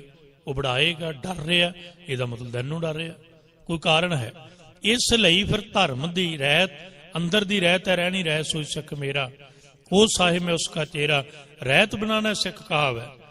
ਧਰਮ ਦੀ ਰਹਿਤ ਬਾਹਰ ਕੀ ਹੈ, ਹੁਣ ਬਹੁਤ ਧਿਆਨ ਨਾਲ ਸੁਣਿਓ, ਮੈਨੂੰ ਹੁਕਮ ਵੀ ਹੋ ਗਿਆ ਤੇ ਥੋੜੀ ਜੀ ਇਹਦੇ ਨਾਲ ਸਾਡੀ ਲੈਣ ਨੂੰ ਅਸੀਂ ਆਲਸ ਵੀ ਕਰ ਜਾਂਦੇ, ਤੇ ਮੈਨੂੰ ਵੀ ਇਹ ਵੀ ਚੱਲ ਦੂਸਰੀ ਵਾਰ ਤੁਹਾਡੇ ਦਰਸ਼ਨ ਕੀਤੇ ਨੇ, ਕੁਝ ਸਮਾਂ ਸਮਝ ਆਦੇ ਆਪਾਂ ਨੂੰ। ਬਾਹਰ ਕੀ ਹੈ ਧਰਮ, ਬਾਹਰ ਹੈ ਸਾਬਤ ਸੂਰਤ, ਦਸਤਾਰ ਸਿਰਾ, ਇਹ ਨਿਸ਼ਾਨੀ ਹੈ। ਕਿਸੇ ਵੀ ਧਰਮ ਵਿੱਚ ਤੁਸੀਂ ਪੜ੍ਹ ਸਕਦੇ ਹੋ ਜੀ, ਬਕਾਇਦਾ ਕੇਸ ਕੱਟਣ ਦੀ ਇਜਾਜ਼ਤ ਨਹੀਂ ਸੀ, ਉਹਨੂੰ ਇੱਕ ਪਾਸੇ ਰੱਖ ਦਿਓ। ਧਰਮ ਅੰਦਰ ਦਾ ਦੂਜਾ ਗੁਣ ਹੈ, ਮਨ ਦੀ ਰਹਿਤ ਹੈ। ਸਿੱਖੀ ਅੰਦਰ ਤੁਸੀਂ ਹੈਰਾਨ ਹੋਵੋਗੇ, ਬੜੇ ਧਿਆਨ ਨਾਲ ਸੁਣਿਓ, ਕਿਰਪਾਨ ਲੈ ਜਾਣ ਨੂੰ ਕਤਲ ਨਹੀਂ ਕਿਹਾ, ਕੜਾ ਲੈ ਜਾਣ ਨੂੰ ਕਤਲ ਨਹੀਂ ਕਿਹਾ, ਯਾਦ ਰੱਖਿਆ ਜੀ। ਕੋਈ ਕਾਰਨ ਬਣ ਜਾਏ, ਕੋਈ ਕਾਰਨ, ਸਰੀਰ ਨਿਰਵਸਤਰ ਹੋ ਜਾਏ, ਕਤਲ ਨਹੀਂ ਕਿਹਾ। ਰਹਿਤ ਮਰਿਆਦਾ ਪੜ੍ਹ ਕੇ ਵੇਖੋ, ਸਿੱਖੀ ਵਿੱਚ ਕੇਸ ਕੱਟਣ ਨੂੰ ਕੇਸ ਕੱਟਣ ਕਰਨਾ ਨਹੀਂ ਕਿਹਾ, ਕੇਸ ਕਤਲ ਕਰਨਾ ਕਿਹਾ। ਧਰਮ ਸੋਚਿਆ ਕਦੇ? ਅਸੀਂ ਆਮ ਸਮਝਦੇ ਕੇਸ ਕਤਲ ਕਰਨਾ। ਮਾਫੀ ਮੰਗ ਕੇ ਬੇਨਤੀ ਕਰਦਾ, ਰਹਿਤਨਾਮਿਆਂ ਤੇ ਇਤਿਹਾਸ ਦੇ ਬੋਲ ਨੇ, ਮੇਰਾ ਸ਼ਬਦ ਸਮਝ ਕੇ ਇੱਕ ਗੱਲ ਵੀ ਨਹੀਂ ਸੁਣਨੀ ਤੁਸੀਂ। ਜੇ ਕੇਸ ਕੱਟਦੇ ਹੋ ਨਾ, ਤੁਸੀਂ ਗੁਰੂ ਕੇ ਕਾਤਲ ਹੋ, ਕੇਸ ਕਤਲ ਹੋ ਰਹੇ ਨੇ। ਉਹ ਗੁਰੂ ਜਿਹਨੇ ਆਨੰਦਪੁਰ ਸਾਹਿਬ ਛੱਡ ਕੇ ਚਮਕੌਰ ਸਾਹਿਬ ਛੱਡਦੇ ਆ 19 ਤੇ ਪੌਣੇ 15 ਸਾਲ ਦੇ ਪੁੱਤਰਾਂ ਦੇ ਸਰੀਰਾਂ ਕੋਲ ਦੀ ਲੰਘ ਗਿਆ। ਕਿਉਂ? ਕਿਉਂਕਿ ਪੰਥ ਪ੍ਰਤਮ ਸੀ ਨਾ, ਪੰਥ ਵਸੈ ਮੈਂ ਉਜਣਾ। ਕੇਸਾਂ ਦਾ ਕੱਟਿਆ ਜਾਣਾ ਕਤਲ ਹੋਣਾ ਹੈ, ਕਤਲ ਹੋਣਾ। ਔਰ ਤੁਸੀਂ ਹੈਰਾਨ ਹੋਵੋਗੇ, ਚਲੋ ਸਮਾਂ ਨਹੀਂ ਉਸ ਪਾਸੇ ਮੈਂ ਜਾਵਾਂ, ਵਾਕਿਆ ਹੀ ਇਹ ਕਤਲ ਹੁੰਦੇ ਨੇ। ਤੁਸੀਂ ਜੇ ਮੈਡੀਕਲੀ ਵੇਖਣਾ ਨਾ, ਸਾਡੀ ਸਰੀਰ ਦੀ 20% એનર્ਜੀ ਹੈ ਜਿਹੜੀ, ਉਹ ਪੂਰੀ ਬੋਡੀ ਦੇ ਰੋਮ ਵਧਣ ਲਈ ਲੈਂਦੇ ਨੇ। ਬੋਡੀ ਦੇ ਜਿਹੜੇ ਸਰੀਰ ਦੇ ਆਪਾਂ ਰੋਮ ਕੱਟਦੇ ਨਾ, ਇਹ ਦੁਆਰਾ ਇਹਨਾਂ ਦਾ ਪ੍ਰੋਡਕਸ਼ਨ ਹੋਣ ਲਈ 20% એનર્ਜੀ ਇਹ ਲੈਂਦੇ ਆ, 20% એનર્ਜੀ ਸਾਡਾ ਬ੍ਰੇਨ ਲੈਂਦਾ। ਰੋਜ਼ ਜਿੰਨੀ ਸਾਡੀ ਕੈਲਰੀ ਜਾਂ ਜਿੰਨਾ ਅਸੀਂ ਖਾਂਦੇ ਜਾਂ ਜਿੰਨੀ ਸਾਡੀ ਤਾਕਤ ਹੈ, ਤੇ ਇੱਕ ਹੱਦ ਤੱਕ ਵੱਧਦੇ ਨੇ। ਇੱਕ ਹੱਦ ਤੱਕ ਵੱਧ ਕੇ ਕੇਸ ਵਧਨੇ ਰੁਕ ਜਾਂਦੇ ਆ। ਜਿੰਨੀ ਉਹ એનર્ਜੀ ਹੁੰਦੀ ਹੈ, ਉਹ ਫਿਰ ਸਾਡੀ ਬੋਡੀ 'ਚ ਪ੍ਰੀਜ਼ਰਵ ਹੋਣ ਲੱਗ ਪੈਂਦੀ। ਇਹ ਹੁਣ ਇਹ ਤੋਂ ਬਾਅਦ ਤੁਸੀਂ ਵੇਖਣਾ ਵੀ ਉਹਨੂੰ ਕੇਸਾਂ ਤੇ ਵੇਸਟ ਕਰੀ ਜਾਣਾ, ਵਧਣ ਤੇ ਵਾਰ-ਵਾਰ ਕਟਾ ਕੇ ਕਤਲ ਕਰਕੇ ਜਾਂ ਉਹਨੂੰ ਬੋਡੀ 'ਚ ਲਾਉਣਾ। ਦੂਜੀ ਨਿਸ਼ਾਨੀ ਹੈ ਜੀ, ਤੁਸੀਂ ਬਿਨਾਂ ਸਾੜਨ ਤੋਂ ਕੇਸਾਂ ਨੂੰ ਵੇਸਟ ਕਰ ਹੀ ਨਹੀਂ ਸਕਦੇ। ਸਦੀਆਂ ਤੱਕ ਹੱਡੀਆਂ ਨੂੰ ਆ ਕਬਰਾਂ 'ਚ ਜਾਓ, ਮੁਰਦੇ ਦੱਬੇ ਗਏ, 30 ਸਾਲਾਂ ਬਾਅਦ ਉੱਥੇ ਕੱਖ ਨਹੀਂ ਹੁੰਦਾ। ਵੈਸੇ ਤੇ 5 ਸਾਲਾਂ ਬਾਅਦ ਸ਼ੁਰੂ ਹੋ ਜਾਂਦਾ, 30 ਸਾਲਾਂ ਬਾਅਦ ਤੇ ਬਿਲਕੁਲ ਹੀ ਕੁਝ ਨਹੀਂ ਰਹਿੰਦਾ ਨਾ ਜੀ, ਕਬਰ ਵਿੱਚ ਖਤਮ ਹੋ ਜਾਂਦਾ, ਮਿੱਟੀ ਹੋ ਜਾਂਦਾ ਸਰੀਰ। ਪਰ ਕੇਸ ਉਵੇਂ ਦੇ ਉਵੇਂ ਹੁੰਦੇ। ਇਹਦਾ ਮਤਲਬ ਬਹੁਤ ਜ਼ਿਆਦਾ એનર્ਜੀ ਕੇਸਾਂ ਵਿੱਚ ਹੁੰਦੀ ਹੈ, ਬਹੁਤ ਜ਼ਿਆਦਾ એનર્ਜੀ। ਚਲ ਦੂਜੇ ਪਾਸੇ ਲਿਜਾਵਾਂ ਤੇ ਇੱਕ ਵੱਖਰਾ ਸਬਜੈਕਟ, ਉਧਰ ਨਹੀਂ ਜਾਣਾ। ਰਹਿਤ ਧਰਮ ਅੰਦਰ, ਸਾਨੂੰ ਸਿਖਾਇਆ ਰਹਿਤ ਬਾਹਰ। ਤੇ ਸਤਿਗੁਰੂ ਸੱਚੇ ਪਾਤਸ਼ਾਹ ਜੀ ਨੇ ਹੁਕਮ ਕੀਤਾ ਹੈ, ਆਨੰਦਪੁਰ ਸਾਹਿਬ 13 ਫਰਵਰੀ 1694 ਦਾ ਹੁਕਮਨਾਮਾ, ਸ਼ਾਇਦ ਉਹਦੇ ਅੰਦਰ ਬਚਨ ਕਹੇ ਸੀ ਕਿ ਜਿਹੇ ਮੋਰ ਆਗਿਆ ਸੁਣ ਲੇਹੋ ਪਿਆਰੇ, ਬਿਨਾ ਕੇਸ ਸ਼ਾਸਤਰੰ ਦੇਵੋ ਨਾ ਦਿਦਾਰੇ। ਦੇਵੋ ਨਾ ਦਿਦਾਰੇ, ਇਹ ਨਹੀਂ ਵੀ ਮੈਂ ਨਹੀਂ ਤੁਹਾਨੂੰ ਦਿਦਾਰੇ ਦੇਣੇ, ਕਹਿੰਦੇ ਮੈਨੂੰ ਦਿਸਣੇ ਨਹੀਂ ਚਾਹੀਦੇ, ਮੇਰੇ ਕੋਲ ਨਹੀਂ ਆਉਣਾ। ਹੁਣ ਇਹ ਗੁਰੂ ਦਾ ਹੁਕਮ ਹੈ, ਇਸ ਲਈ ਬਹੁਤ ਜ਼ਰੂਰੀ ਨੇ। ਸਮਾਂ ਇਤਨਾ ਨਹੀਂ, ਇਹਨਾਂ ਦੇ ਵਧਣ ਲਈ ਇਹਨਾਂ ਨੂੰ ਮੈਡੀਕਲੀ ਕਦੀ ਵੇਖੋਗੇ, ਬਹੁਤ ਸਲਾਮ ਐਸੇ ਪੜ੍ਹੇ ਹੈ, ਆਇਨਸਟਾਈਨ ਵਰਗਿਆਂ ਨੂੰ ਪੜ੍ਹੋ। ਇੱਥੋਂ ਤੱਕ ਮੈਡੀਕਲ ਮੰਨਦਾ ਹੈ, ਜੇ ਤੁਹਾਡੇ ਖੂਨ ਵਿੱਚ ਮੈਡੀਸਨ ਕੋਈ ਪ੍ਰੀਜ਼ਰਵ ਨਹੀਂ ਹੋ ਰਹੀ, ਨਹੀਂ ਮਿਲ ਰਹੀ, ਉਹ ਮਲ ਮੂਤਰ ਨਹੀਂ ਬਾਹਰ ਨਿਕਲ ਰਹੀ ਹੈ, ਜੇ ਤੁਸੀਂ ਕੇਸ ਕੱਟਦੇ ਹੋ, ਇਹ ਹੁਣ ਮੈਡੀਕਲੀ ਇਹ ਧਰਮ ਤੋਂ ਪਰੇ, ਤਾਂ ਤੁਸੀਂ ਕੇਸ ਸਾਬਤ ਕਰਕੇ ਵੇਖੋ, ਕੇਸ ਕੱਟਣੇ ਛੱਡ ਕੇ ਵੇਖੋ, ਸ਼ਾਇਦ ਦਵਾਈ ਤੁਹਾਡੇ ਖੂਨ ਵਿੱਚ ਰਲਣ ਲੱਗ ਜਾਏ। ਡਾਕਟਰੀ ਸਲਾਹ ਹੈ। ਵੇਖੋ, ਤੇ ਗੁਰੂ ਨੇ ਸਾਧ ਸੰਗਤ ਜੀ ਸਾਨੂੰ 1699 ਤੋਂ ਵੇਖੀਏ, ਅੱਜ 323 ਸਾਲ ਪਹਿਲਾਂ ਵੈਕਸੀਨੇਸ਼ਨ ਕਰਕੇ ਦੇ ਦਿੱਤੀ ਕਿ ਸਿੱਖਾ ਇਹਨਾਂ ਦੀ ਸੰਭਾਲ ਕਰ। ਸੰਗਤ ਮਈ 1699 ਦਾ ਜਿਹੜਾ ਹੁਕਮਨਾਮਾ ਕਾਬਲ ਦੀ ਸੰਗਤ ਨੂੰ ਲਿਖਿਆ ਕਿ ਸਰਬੱਤ ਸੰਗਤ ਕਾਬਲ ਗੁਰੂ ਰੱਖੇਗਾ। ਕੇਸਾਂ ਦੀ ਸੰਭਾਲ ਕਰਨੀ ਇਹ ਸਾਡੀ ਮੋਹਰ ਹੈ। ਦੂਜੀ ਗੱਲ ਹੋ ਗਈ ਰਹਿਤ ਦੀ, ਅੰਦਰ ਦੀ ਰਹਿਤ ਧਰਮ, ਬਾਹਰ ਦੀ ਨਿਸ਼ਾਨੀ ਕੇਸ ਸਾਬਤ ਸੂਰਤ ਹੋਣਾ। ਅਗਲੀ ਗੱਲ, ਤੀਜਾ ਬਚਨ ਆ ਗਿਆ ਹਿੰਮਤ। ਹਿੰਮਤ ਮਨ ਦੀ ਰਹਿਤ ਹੈ।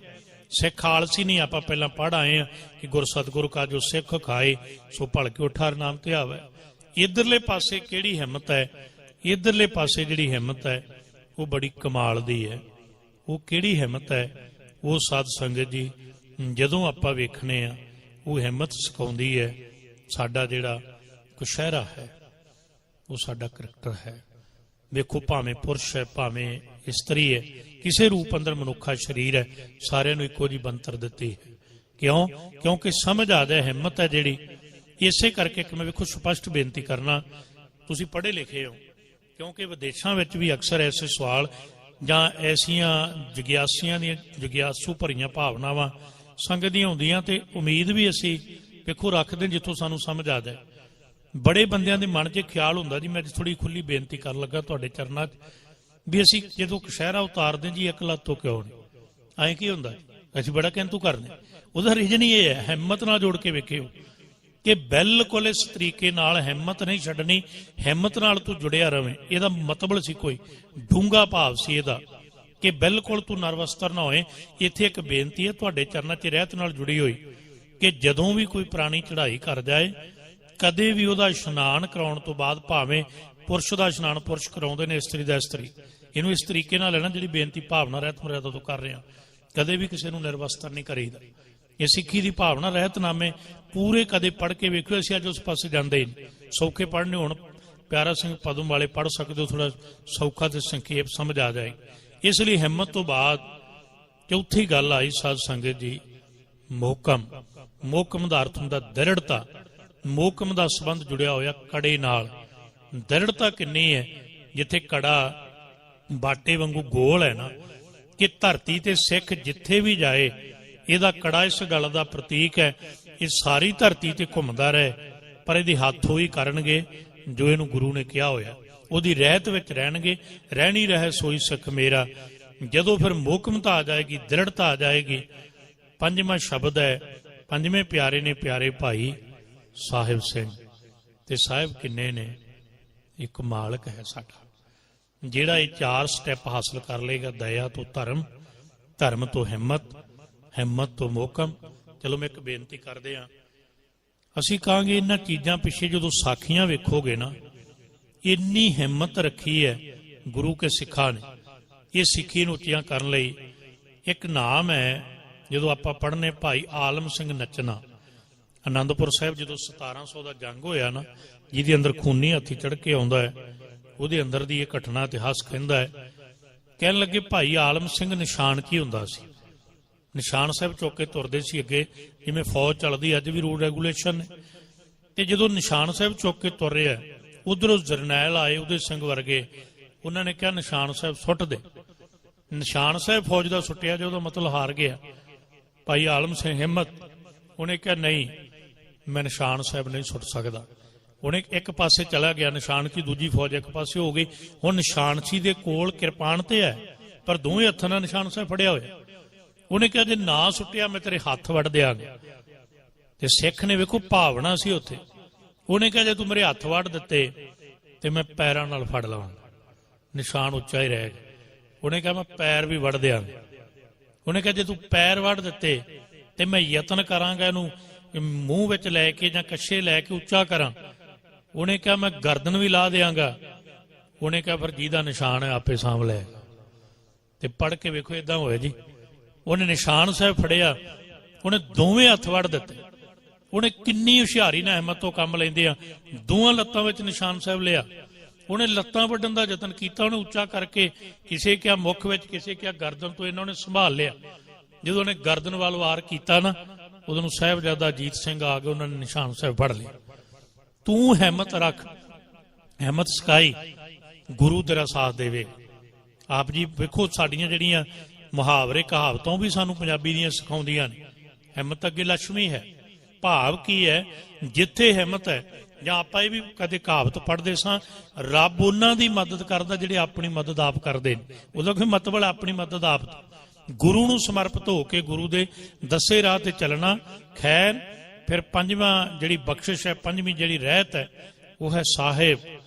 ਤੇ ਜਿਹੜਾ ਸਾਹਿਬ ਹੈ ਨਾ, ਉਹਦਾ ਸੰਬੰਧ ਕੰਘੇ ਨਾਲ। ਵੇਖੋ ਕਿਰਪਾਨ ਵੀ ਹੈ, ਕਛਹਿਰਾ ਵੀ ਹੈ, ਕੜਾ ਵੀ ਹੈ, ਕੇਸ ਵੀ ਨੇ, ਪਰ ਇਹਨਾਂ ਸਾਰਿਆਂ 'ਚ ਬਣਨ ਲੱਗਿਆ ਕਛਹਿਰੇ ਦੇ ਕੱਪੜੇ ਤੇ ਉਹਨਾਂ ਸਮਾਂ ਜਾਂ ਉਹਨਾਂ ਆਪਾਂ ਕਹੀਏ ਸੰਘਰਸ਼ ਨਹੀਂ ਹੋਇਆ ਜਿੰਨਾ ਕੰਘੇ ਤੇ ਹੋਇਆ। ਕਿੰਨਾ ਹੋਇਆ? ਕੰਘਾ ਲੱਕੜ ਦਾ ਬਣਿਆ ਤੇ ਇਹਦੇ ਵਿੱਚ ਦੀ ਸਾਧ ਸੰਗਤ ਜੀ ਆਰੀਆਂ ਚੱਲੀਆਂ। ਇੱਕ ਬੇਨਤੀ ਹੋਰ ਤੁਹਾਨੂੰ ਕਰਨੀ, ਵੈਸੇ ਕੁਝ ਨੁਕਤੇ ਉਹ ਨੇ ਜਿਹੜੇ ਤੁਹਾਡੀ ਜ਼ਿੰਦਗੀ ਬਦਲਣਗੇ ਜੇ ਚਾਹੋ ਤਾਂ। ਕਦੇ ਪਲਾਸਟਿਕ ਦਾ ਕੰਘਾ ਸਿਰ ਵਿੱਚ ਨਾ ਲਾਏ। ਤੁਸੀਂ ਕਹੋਗੇ ਇਹਦੇ ਨਾਲ ਕੀ ਫਰਕ ਪੈਂਦਾ? ਵੈਸੇ ਤਾਂ ਤੁਹਾਨੂੰ ਡਾਕਟਰ ਮਨਾ ਕਰ ਰਹੇ ਨੇ। ਜਿਹੜਾ ਲੱਕੜ ਹੈ ਨਾ, ਇਹਨੂੰ ਤੁਸੀਂ ਕਦੇ ਵੇਖਿਆ ਜੇ? ਇਹ ਪੰਜਾਬੀ 'ਚ ਸ਼ਬਦ ਵਰਤਦੇ ਆ ਵੀ ਜਿਹੜੀ ਸਾਡੀ ਦਿਮਾਗੀ ਬਿਜਲੀ ਹੈ, ਜਿਹੜੀ ਸਾਡੀ ਕੇਸਾਂ ਦੀ ਬਿਜਲੀ ਹੈ, ਇਹ ਨਾ ਜਦੋਂ ਇਹ ਇੱਕ ਚਮਕ ਨਿਕਲਦੀ ਜਾਂ ਸ਼ਬਦ ਵਰਤੋ ਜਾਂ ਇੱਕ ਮੈਗਨੇਟ ਪਾਵਰ ਪੈਦਾ ਹੁੰਦੀ, ਰਗੜ ਪੈਦਾ ਹੁੰਦੀ, ਉਹਨੂੰ ਫਿਰ ਨਾ ਸਾਧ ਸੰਗਤ ਜੀ ਨਿਊਟਰਲਾਈਜ਼ ਕਰਦਾ, ਉਹ ਲੱਕੜ ਕਰਦੀ। ਤੇ ਅਸੀਂ ਅੱਜ ਕੀ ਕਰਦੇ? ਚਲੋ ਨਹੀਂ ਬਿਲਕੁਲ ਕੋਈ ਰੱਬੀ ਖੇਡ ਹੈ, ਕਿਸੇ ਦੇ ਸਿਰ ਤੇ ਕੇਸ, ਉਹ ਤੇ ਗੱਲ ਹੈ ਵੱਖਰੀ, ਪਰ ਜਿਹੜੇ ਕੇਸਾਂ 'ਚ ਦਾ ਜੂੜਾ ਵਿਚਕਾਰ ਕਰਕੇ ਨਾ ਯਤਨ ਕਰਿਆ ਕਰੋ, ਕੰਘੇ ਨੂੰ ਇੱਥੇ ਰੱਖਿਆ ਕਰੋ। ਹਰੇਕ ਚੀਜ਼ ਇਹ ਵੀ ਮੈਂ ਬੇਨਤੀ ਕਰਦੇ ਆ, ਤੁਹਾਨੂੰ ਭਾਵੇਂ ਗੱਲਾਂ ਛੋਟੀਆਂ ਲੱਗਣ, ਹਰੇਕ ਚੀਜ਼ ਦਾ ਟਿਕਾਣਾ ਬਣਾਇਆ। ਹੁਣ ਕਿਰਪਾਨ ਆਪਾਂ ਨੂੰ ਗਾਤਰੇ ਪਾਉਣ ਨੂੰ ਦਿੱਤੀ ਨਾ ਜੀ, ਤੇ ਜੇ ਕਿਰਪਾਨ ਮੈਂ ਖੀਸੇ 'ਚ ਪਾਈ ਫਿਰਾਂ ਤੁਸੀਂ ਪ੍ਰਵਾਨ ਕਰ ਲਓ। ਤੁਸੀਂ ਕਹੋਗੇ ਕਿਰਪਾਨ ਗਾਤਰੇ ਪਾਉਣ ਵਾਸਤੇ ਦਿੱਤੀ, ਤੇ ਕੰਘਾ ਫਿਰ ਸਾਡੀ ਕੀ ਮਰਜ਼ੀ ਹੋਈ? ਜੂੜਾ ਸਾਡੇ ਚੰਗਾ ਭਲਾ ਹੈ, ਤੇ ਕੰਘਾ ਅਸੀਂ ਕੋਈ ਖੀਸੇ 'ਚ ਪਾਈ ਫਿਰਦਾ, ਕੋਈ ਬਟੂਏ 'ਚ ਪਾਈ ਫਿਰਦਾ। ਕੰਘਾ ਹੈਗਾ ਜੀ ਮੇਰੇ ਕੋਲ, ਇਹ ਵਿਖਾਉਣ ਨੂੰ ਥੋੜ੍ਹੀ ਰੱਖਿਆ ਗੁਰੂ ਨੂੰ ਵੀ ਮੈਂ ਬਟੂਏ 'ਚ ਪਾਇਆ ਜੀ, ਮੇਰੇ ਕੋਲ ਵੀ ਹੈਗਾ। ਕੰਘੇ ਦੀ ਹਾਜ਼ਰੀ ਕੇਸਾਂ 'ਚ ਲੱਗਦੀ ਹੈ, ਇਹਦੀ ਇੱਥੇ ਲੋੜ ਸੀ। ਜੇ ਕੁਦਰਤ ਨੇ, ਕਾਦਰ ਨੇ ਜਿਹੜਾ ਕੁਝ ਅੰਗਾਂ ਨੂੰ ਪੈਦਾ ਕੀਤਾ, ਜਿੱਥੇ ਪੈਦਾ ਕੀਤਾ ਤਾਂ ਸੋਹਣੇ ਲੱਗਦੇ। ਹੁਣ ਕਈਆਂ ਦੀਆਂ ਆਪਾਂ ਅੱਖਾਂ ਜਾਂ ਕੋਈ ਵੇਣੇ, ਕੋਈ ਅੱਖ ਅੱਗੇ ਪਿੱਛੇ ਹੋਵੇ ਜਾਂ ਕੰਨ ਠੀਕ ਨਾ ਹੋਣ, ਤੇ ਉਹ ਕਿੰਨਾ ਆਪਾਂ ਨੂੰ ਬੁਰਾ ਲੱਗਦਾ। ਆਪਾਂ ਕਹਿੰਦੇ ਵੇਖੋ ਇਹ ਕਿਸ ਤਰੀਕੇ ਨਾਲ ਰੱਬ ਨੇ ਪੈਦਾ ਕੀਤਾ। ਇਵੇਂ ਹੀ ਸਾਡੇ ਜਿਹੜੇ ਰਹਿਤ ਲਈ ਸਾਡੇ ਜਿਹੜੇ ਕਕਾਰ ਨੇ, ਇਹਨਾਂ ਦਾ ਮਿਆਰ ਹੈ, ਇਹਨਾਂ ਦਾ ਸਥਾਨ ਹੈ। ਤੇ ਕੰਘਾ ਜਿਹੜਾ ਸਭ ਤੋਂ ਉੱਚਾ ਰੱਖਿਆ, ਕਿਉਂਕਿ ਸਾਹਿਬ ਸਭ ਤੋਂ ਉੱਚਾ, ਕੰਘਾ ਸਭ ਤੋਂ ਉੱਚਾ ਹੈ। ਤੇ ਕੰਘੇ ਨੇ ਸਿਖਾ ਦਿੱਤਾ, ਜੇ ਕੰਘੇ ਤੇ ਆਰੀਆਂ ਚੱਲੀਆਂ ਨੂੰ ਉੱਚਾ ਥਾਂ ਮਿਲਿਆ, ਜੇ ਰਹਿਣੀ ਰਹਿ ਸੋਈ ਸਿੱਖ ਮੇਰਾ, ਰਹਿਤ ਰਹਿਤ ਰਹਿ ਜਾਏ ਵਿਕਾਰਾ। ਜੇ ਤੂੰ ਕੰਘੇ ਵਾਂਗੂ ਸਿਦਕ ਨਿਭਾ ਜਾਏ, ਗੁਰੂ ਤੈਨੂੰ ਸਿਦਕ ਦੀ ਦਾਤ ਦੇ ਜਾਏ, ਤੇ ਯਾਦ ਰੱਖੀ ਪੰਥ ਵਿੱਚ ਵੀ ਤੈਨੂੰ ਉੱਚਾ ਥਾਂ ਮਿਲੇਗਾ। ਨਹੀਂ ਰਹਿਤ ਬਣਾਣਾ ਸਿੱਖ ਕਹਾਵਾ। ਤੇ ਜੇ ਕਮਾਲੀ ਫਿਰ ਉਹ ਸਾਹਿਬ ਮੈਂ ਉਸ ਕਾ ਚੇਰਾ। ਇਸ ਲਈ ਪੰਜ ਪਿਆਰੇ ਦਇਆ ਸਿੰਘ, ਧਰਮ ਸਿੰਘ, ਹਿੰਮਤ ਸਿੰਘ, ਮੋਕਮ ਸਿੰਘ ਤੇ ਸਾਹਿਬ ਸਿੰਘ। ਇਧਰ ਪੰਜ ਕਕਾਰ, ਕਿਰਪਾਨ, ਫਿਰ ਸਾਧ ਸੰਗਤ ਜੀ ਕੇਸ, ਤੇ ਫਿਰ ਕਛਹਿਰਾ, ਕੜਾ ਤੇ ਕੰਘਾ। ਇਹਨਾਂ ਦੀ ਆਪਣੀ ਰਹਿਤ ਹੈ, ਇਹ ਮਨ ਦੀ ਰਹਿਤ ਹੈ, ਤੇ ਬਖਸ਼ਿਸ਼ਾਂ ਦੀ ਰਹਿਤ ਹੈ ਜਿਹੜੀ ਉਹ ਅਸੀਂ ਦੁਨੀਆ 'ਚ ਵਿਚਰਦਿਆਂ ਪੁਰਾਣੀ ਯਾਦ ਰੱਖਿਓ। ਪੰਜ ਪਿਆਰਿਆਂ ਦੇ ਨਾਮ ਤੇ ਪੰਜ ਕਕਾਰਾਂ ਦੇ ਨਾਮ, ਇਹ ਮੇਰੀ ਮਨ ਤੇ ਤਨ ਦੀ ਰਹਿਤ ਹੈ। ਧਿਆਨ ਨਾਲ ਸੁਣਿਓ ਅਖੀਰਲੀ ਬੇਨਤੀ। ਜਿਹੜੀ ਬਖਸ਼ਿਸ਼ਾਂ ਦੀ ਰਹਿਤ ਹੈ, ਇਹਦਾ ਸੰਬੰਧ ਸੰਸਾਰ ਨਾਲ, ਜਿਵੇਂ ਬਾਟੇ ਵਰਗਾ ਜੀਵਨ ਬਣਾਉਣਾ। ਫਿਰ ਯਾਦ ਰੱਖਿਓ ਜਲ ਵਰਗੇ ਹੋਣਾ, ਜਲ ਵਰਗੇ ਹੋਣਾ, ਨਿਮਰਤਾ ਭਾਵ ਵਿੱਚ ਰਹਿਣਾ। ਪਾਣੀ ਚੱਲਿਆ ਨਿਵਾਨ ਨੂੰ ਨਿਰਮਲ ਸ਼ੀਤਲ ਸ਼ੁੱਧ ਪ੍ਰਾਣੀ, ਭਾਈ ਗੁਰਦਾਸ ਜੀ। ਤੀਜੀ ਗੱਲ ਕੀਤੀ ਸੀ ਪਤਾਸਿਆਂ ਦੀ, ਜਦੋਂ ਖੰਡੇ ਬਾਟੇ ਦਾ ਅੰਮ੍ਰਿਤ ਛਕਿਆ ਫਿਰ ਸਾਰਾ ਕੁਝ ਭੁੱਲ ਜਾਣਾ, ਕੇਵਲ ਖਾਲਸਾ ਪੰਥ ਨੂੰ ਸਮਰਪਿਤ ਹੋਣਾ। ਉਹ ਤੋਂ ਬਾਅਦ ਗੱਲ ਸੀ ਖੰਡੇ ਦੀ, ਸੰਸਾਰੀ ਹੋਣਾ, ਨਿਰੰਕਾਰੀ ਹੋਣਾ, ਭਾਵ ਹਾਥ ਪਾਓ ਕਰ ਕਾਮ ਸਭ ਜੀਤ ਨਿਰੰਜਨ ਨਾਲ। ਤੇ ਪੰਜਵਾਂ ਹੈ ਪੰਜ ਬਾਣੀਆਂ। ਜਦੋਂ ਹਿਰਦਾ ਰੂਪੀ ਬਾਟਾ ਜਲ ਨਾਲ ਲਬਾਲਬ ਭਰਿਆ ਹੋਏਗਾ, ਸੰਸਾਰੀ ਨਿਰੰਕਾਰੀ ਬਿਰਤੀ ਬਣ ਜਾਏਗੀ। ਲੋਕ ਪਰਲੋਕ ਤੇਰਾ ਸੁਹੇਲਾ ਹੋਏਗਾ। ਕਦੋਂ? ਜਦੋਂ ਗੁਰੂ ਕੀ ਬਖਸ਼ੀ ਬਾਣੀ ਨਾਲ ਜੁੜ ਜਾਏਗਾ। ਜਦੋਂ ਫਿਰ ਅਸੀਂ ਇਸ ਰਹਿਤ ਵਿੱਚ ਚੱਲਾਂਗੇ, ਗੁਰੂ ਅੱਗੇ ਬੇਨਤੀਆਂ ਕਰਾਂਗੇ, ਫਿਰ ਬਾਣੀ ਬਾਣਾ ਪੰਖ ਪਛਾਣੋ ਸਿੰਘ ਗੁਰੂ ਕਾ, ਪੰਛੀ ਜਾਣੋ। ਇੱਕ ਬੇਨਤੀ 1 ਮਿੰਟ ਵਿੱਚ ਤੇ ਸਮਾਪਤੀ ਹੈ। ਉਹ ਬੇਨਤੀ ਹੈ ਤੁਹਾਡੇ ਚਰਨਾਂ 'ਚ, ਬੜੇ ਧਿਆਨ ਨਾਲ ਸੁਣਿਆ ਜੇ। ਇਸ ਸਬਜੈਕਟ ਨੂੰ ਇੱਥੇ ਆਪਾਂ ਕਲੋਜ਼ ਕਰ ਲਿਆ। ਇਹਦੇ ਇੱਕ ਰਿਜ਼ਲਟ ਐਵੇਂ ਸਮਝੋ ਜੇ ਤੁਹਾਡੇ ਸਮਝ ਆ ਜਾਏ, ਕਿਉਂਕਿ ਫਿਰ ਸਮਝਿਓ ਬਾਣੀ ਮਨ ਦੀ ਰਹਿਤ ਕਿੱਦਾਂ ਚੱਲਣਾ। ਫਿਰ ਸੜਕ ਬਣਾ ਕੇ ਇਹ ਸਾਨੂੰ ਰੂਲ ਰੈਗੂਲੇਸ਼ਨ ਦੇ ਦਿੱਤੇ। ਇਹਦਾ ਰਿਜ਼ਲਟ ਇਹ ਕਹਿੰਦਾ ਹੈ, ਅੱਜ ਤੋਂ ਬਾਅਦ ਕਦੇ ਮਨ 'ਚ ਖਿਆਲ ਨਹੀਂ ਲਿਆਉਣਾ। ਬੜੇ ਧਿਆਨ ਨਾਲ ਸੁਣਿਓ।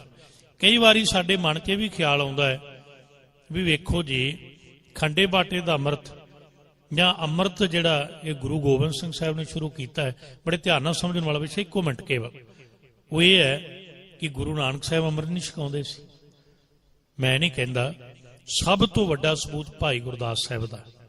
ਭਾਈ ਗੁਰਦਾਸ ਜੀ ਕਹਿੰਦੇ ਚਰਨ ਧੋਏ ਰਹਿ ਰਾਸ ਕਰ ਚਰਨਾ ਅੰਮ੍ਰਿਤ ਸਿੱਖਾਂ ਪਿਲਾਇਆ।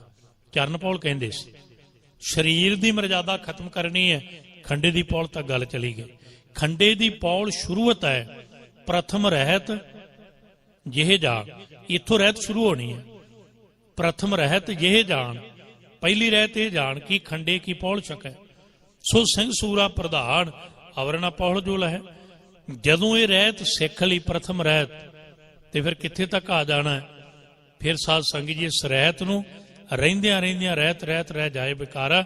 ਪਰ ਇਹ ਗੱਲ ਯਾਦ ਰੱਖਿਓ, ਜਦੋਂ 10ਵੇਂ ਰੂਪ ਤੱਕ ਇਹ ਵਾਰੀ ਆ ਗਈ, ਇਹ ਖੰਡੇ ਕੀ ਪੌਲ ਹੋ ਗਈ, ਖੰਡੇ ਬਾਟੇ ਦਾ ਅੰਮ੍ਰਿਤ ਹੋ ਗਿਆ। ਇਹ ਬੇਨਤੀ ਹੈ ਵੀ ਇਹ ਤੋਂ ਕਿਸੇ ਨੂੰ ਛੋਟ ਨਹੀਂ। ਮੈਂ ਬੇਨਤੀ ਕਰਨੀ ਚਾਹੁੰਦਾ, ਕੋਈ ਹੋਵੇ, ਭਾਵੇਂ ਕੋਈ ਗੁਰੂ ਕੀ ਅੰਸ਼-ਵੰਸ਼ ਹੋਵੇ, ਭਾਵੇਂ ਕੋਈ ਗੁਰੂ ਕੇ ਪਰਿਵਾਰ 'ਚ ਹੋਵੇ, ਕੋਈ ਬੰਦਾ ਇਹ ਗੱਲ ਨਹੀਂ ਕਹਿ ਸਕਦਾ। ਦੋ ਹੀ ਉਦਾਹਰਨ ਦੇਣੀ। ਬਠਿੰਡੇ ਦੇ ਕੋਲ ਨਗਰ ਹੈ ਪੁੱਛੋ, ਇੱਕ ਭਾਈ ਦਿਆਲਾ ਜੀ ਹੋਏ ਜਿਹੜੇ ਦੇਗੇ ਵਿੱਚ ਉਬਾਲੇ ਗਏ, ਭਾਈ ਮਣੀ ਸਿੰਘ ਦੇ ਵੱਡੇ ਭਰਾ। ਪਰ ਜਿਹਦਾ ਮੈਂ ਜ਼ਿਕਰ ਕਰਨ ਲੱਗਾ ਇਹ ਭਾਈ ਦਿਆਲਦਾਸ ਹੋਏ ਨੇ, ਪੁੱਛੋ ਦੇ ਰਹਿਣ ਵਾਲੇ ਸੀ। ਜਦੋਂ ਗੁਰੂ ਸਾਹਿਬ ਜੀਆਂ ਦੇ ਕੋਲ ਦਮਦਮਾ ਸਾਹਿਬ ਗਏ ਨਾ, ਤੇ ਗੁਰੂ ਸਾਹਿਬ ਜੀਆਂ ਨੇ ਕਿਹਾ ਸੀ ਭਾਈ ਦਿਆਲਦਾਸ ਅੰਮ੍ਰਿਤ ਛਕੋ, ਖੰਡੇ ਬਾਟੇ ਦਾ ਅੰਮ੍ਰਿਤ ਛਕੋ, ਗੁਰੂ ਵਾਲੇ ਬਣੋ। ਤੇ ਇਹਨੇ ਪਤਾ ਕੀ ਕਿਹਾ ਸੀ? ਕਹਿੰਦਾ ਸਤਿਗੁਰੂ ਸਾਡੇ ਵੱਡੇ ਵੀ ਤੇ ਸਿੱਖ ਹੀ ਨੇ, ਉਹਨਾਂ ਨੇ ਤੇ ਖੰਡੇ ਬਾਟੇ ਦੇ ਅੰਮ੍ਰਿਤ ਦੀ ਗੱਲ ਨਹੀਂ ਕੀਤੀ, ਤੁਸੀਂ ਸ਼ੁਰੂ ਕੀਤਾ ਹੈ ਤਾਂ ਨਹੀਂ ਛਕਿਆ। ਜਵਾਬ ਦੇਤਾ। ਤੇ ਹੁਣ ਗੁਰੂ ਨੇ ਕੀ ਕਹਿਣਾ? ਹੁਕਮ ਕਰਨਾ, ਮੰਨਣਾ ਨਹੀਂ ਮੰਨਣਾ। ਮੰਨਾਂਗੇ ਤਾਂ ਸੁੱਖ ਹੈ, ਨਹੀਂ ਰਹਿਤ ਬਣਾਂਦਰ ਚੋਟਾ ਖਾਵੇ, ਤੇ ਮੰਨੈ ਮੋਹ ਚੋਟਾਂ ਨਾ ਖਾਏ। ਜਪਜੀ ਸਾਹਿਬ ਜਦੋਂ ਨਾ ਗੱਲ ਮੰਨੀ, ਗੁਰੂ ਸਾਹਿਬ ਉਹ ਤੋਂ ਬਾਅਦ ਮਾਲਵੇ ਇਲਾਕੇ 'ਚ ਫਿਰ ਦਮਦਮਾ ਸਾਹਿਬ ਤੋਂ ਆਉਂਦੇ ਚੱਕ ਫਤਿਹ ਸਿੰਘ ਜੀ ਵਗੈਰਾ ਨਗਰ ਨੇ, ਤੇ ਇਹਨੇ ਪ੍ਰਸ਼ਾਦਾ ਤਿਆਰ ਕੀਤਾ ਛਕਾਉਣ ਲਈ ਗੁਰੂ ਸਾਹਿਬ ਨੂੰ। ਪਿੱਛੇ ਲਈ ਫਿਰਦਾ ਰਿਹਾ ਜੀ, ਇਤਿਹਾਸ ਪੜ੍ਹਿਓ। ਬੇਨਤੀ ਕੀਤੀ, ਗੁਰੂ ਸਾਹਿਬ ਨੇ ਜਵਾਬ ਦਿੱਤਾ। ਇਤਿਹਾਸ ਕਹਿੰਦਾ ਹੈ ਪੂਰਾ ਦਿਨ ਰਿਹਾ, ਕਿਸੇ ਕਿਹਾ ਸ਼ਾਮਾਂ ਪੈ ਗਈਆਂ, ਤੇ ਸਿੱਖਾਂ ਨੂੰ ਇਹਨੇ ਬੇਨਤੀ ਕੀਤੀ ਮੈਂ ਪ੍ਰਸ਼ਾਦੇ ਲਈ ਫਿਰਦਾ, ਬਣਾ ਕੇ ਗੱਡਿਆਂ ਤੇ ਲੱਦਿਆ ਹੋਇਆ ਸੀ ਜੀ ਪ੍ਰਸ਼ਾਦਾ ਸੰਗਤ ਲਈ। ਨਹੀਂ ਛਕਿਆ ਨਾ, ਸੰਗਤ ਨੇ ਕੀ ਛਕਣਾ ਜਦੋਂ ਗੁਰੂ ਨੇ ਮੁੱਖ ਫੇਰ ਲਿਆ। ਤੇ ਸਿੱਖਾਂ ਨੇ ਦੱਸਿਆ, ਕਹਿਣ ਲੱਗੇ ਤੂੰ ਗੁਰੂ ਦਾ ਬਚਨ ਮੰਨਣ ਤੋਂ ਜਵਾਬ ਦਿੱਤਾ। ਕਹਿੰਦਾ ਫਿਰ ਕੀ ਕਰਾਂ? ਕਹਿਣ ਲੱਗੇ ਸਨਮੁਖ ਹੋ ਕੇ ਮਾਫੀ ਮੰਗ ਲੈ। ਇਹਨੇ ਫਿਰ ਹੱਥ ਜੋੜ ਕੇ ਮਾਫੀ ਮੰਗੀ, ਸਤਿਗੁਰੂ ਮੈਥੋਂ ਵੱਗਿਆ ਹੋ ਗਈ, ਜਦੋਂ ਹੁਕਮ ਕਰੋਗੇ ਅੰਮ੍ਰਿਤ ਤਿਆਰ ਹੋਏਗਾ, ਖੰਡੇ ਕੀ ਪੁਲ ਤਿਆਰ ਹੋਏਗੀ, ਮੈਂ ਖੰਡੇ ਬਾਟੇ ਦਾ ਅੰਮ੍ਰਿਤ ਛਕਾਂਗਾ। ਤੇ ਗੁਰੂ ਸਾਹਿਬ ਨੇ ਹੱਥ ਧੋ ਕੇ ਕਿਹਾ, ਕਹਿਣ ਲੱਗੇ ਲਿਆਓ ਪ੍ਰਸ਼ਾਦਾ ਤੇ ਵਰਤਾਓ। ਇਹਨੂੰ ਬਾਣੀ ਨੇ ਕਿਹਾ, ਸਤਿਗੁਰੂ ਦੇ ਅੰਮ੍ਰਿਤ ਬਚਨ ਨੇ ਕਿ ਸਲਾਮ ਜਵਾਬ ਦੋਵੇਂ ਕਰੇ, ਮੁੱਢੋਂ ਕੁੱਥਾ ਜਾਏ। ਮੱਥਾ ਵੀ ਟੇਕਣਾ, ਸਮਰਪਿਤ ਹੋਣ ਦਾ ਵਿਖਾਵਾ ਵੀ ਕਰਨਾ, ਜਵਾਬ ਵੀ ਦੇਣਾ। ਜਦੋਂ ਬਚਨ ਮੰਨ ਲਿਆ ਫਿਰ ਸ਼ਾਮਾਂ ਨੂੰ ਵੀ ਛਕ ਲੈ। ਇਸ ਲਈ ਹੁਕਮ ਮੰਨਿਆ ਹੋਵੇ ਪ੍ਰਵਾਨ ਤਾਂ ਖਸਮੇ ਕਾ ਮਹਿਲ ਪਾਏ ਸੀ। ਇੱਥੋਂ ਗੱਲ ਰੰਭੀ ਸੀ ਵੀ ਹੈ ਤਾਂ ਇਹ ਜ਼ਿੰਦਗੀ ਜਿਉਣ ਦਾ ਤਰੀਕਾ ਰਹਿਤ, ਪਰ ਆਪਾਂ ਕੁਝ ਐਕਸਪਲੇਨ ਕਰਨ ਦਾ ਯਤਨ ਕੀਤਾ, ਸ਼ਾਇਦ ਕੁਝ ਸੌਖਿਆ ਹੋ ਸਕੇ। ਇਹਨੀਆਂ ਬੇਨਤੀਆਂ ਤੁਹਾਡੇ ਚਰਨਾਂ 'ਚ ਸਮੇਂ ਮੁਤਾਬਕ ਰੱਖੀਆਂ ਨੇ। ਧੰਨ ਗੁਰੂ ਗ੍ਰੰਥ ਸਾਹਿਬ ਜੀ ਦਾ ਕੋਟਾਨ ਕੋਟ ਧੰਨਵਾਦ, ਆਪ ਸਾਧ ਸੰਗਤ ਦਾ ਧੰਨਵਾਦ, ਸਮੁੱਚੇ ਪ੍ਰਬੰਧਕ ਸੱਜਣਾ ਦਾ ਧੰਨਵਾਦ। ਬੇਅੰਤ ਭੁੱਲਾਂ ਹੋ ਜਾਣੀਆਂ ਸੁਭਾਵਕ ਨੇ, ਉਦਾਸ ਦੀਆਂ ਸਮਝ ਕੇ ਛੱਡ ਦੇਣੀਆਂ, ਬਚਨ ਸਾਹਿਬ ਦੇ ਜਾਣ ਕੇ ਹਿਰਦਿਆਂ ਤੇ ਵਸਾ ਲੈਣੇ। ਸਤਿਗੁਰੂ ਅੱਗੇ ਬੇਨਤੀ ਕਰੀਏ, ਸਤਿਗੁਰੂ ਅਸੀਂ ਅਗਿਆਨੀ ਹਾਂ, ਅੰਧਲੇ ਹਾਂ, ਭੁੱਲਣਹਾਰ ਹਾਂ, ਆ ਬਖਸ਼ਣਹਾਰੋ ਬਖਸ਼ੋ। ਇਹ ਮਾਰਗ ਤੇ ਅਸੀਂ ਚੱਲ ਸਕੀਏ, ਰਹਿਤ ਵਿੱਚ ਰਹਿ ਕੇ ਅਸੀਂ ਇਸ ਜੀਵਨ ਨੂੰ ਜਿਉਂ ਕੇ ਸਿੱਖੀ ਜਿਹੜੀ ਕੇਸਾਂ ਤੇ ਸਵਾਸਾਂ ਸੰਗ ਨਿਭਾ ਸਕੀਏ। ਭੁੱਲਾਂ ਚੁੱਕਾਂ ਦੀ ਮੁਆਫੀ ਕਰਦੇ ਹਾਂ, ਸੀਸਾਂ ਬਖਸ਼ੋ। ਦੇਹੋ ਸੱਜਣਾ ਸੀਸੜੀਆਂ ਜੋ ਹੋਵੇ, ਸਾਹਿਬ ਸਿਓ ਮੇਲ। ਵਾਹਿਗੁਰੂ ਜੀ ਕਾ ਖਾਲਸਾ, ਵਾਹਿਗੁਰੂ ਜੀ ਕੀ ਫਤਿਹ।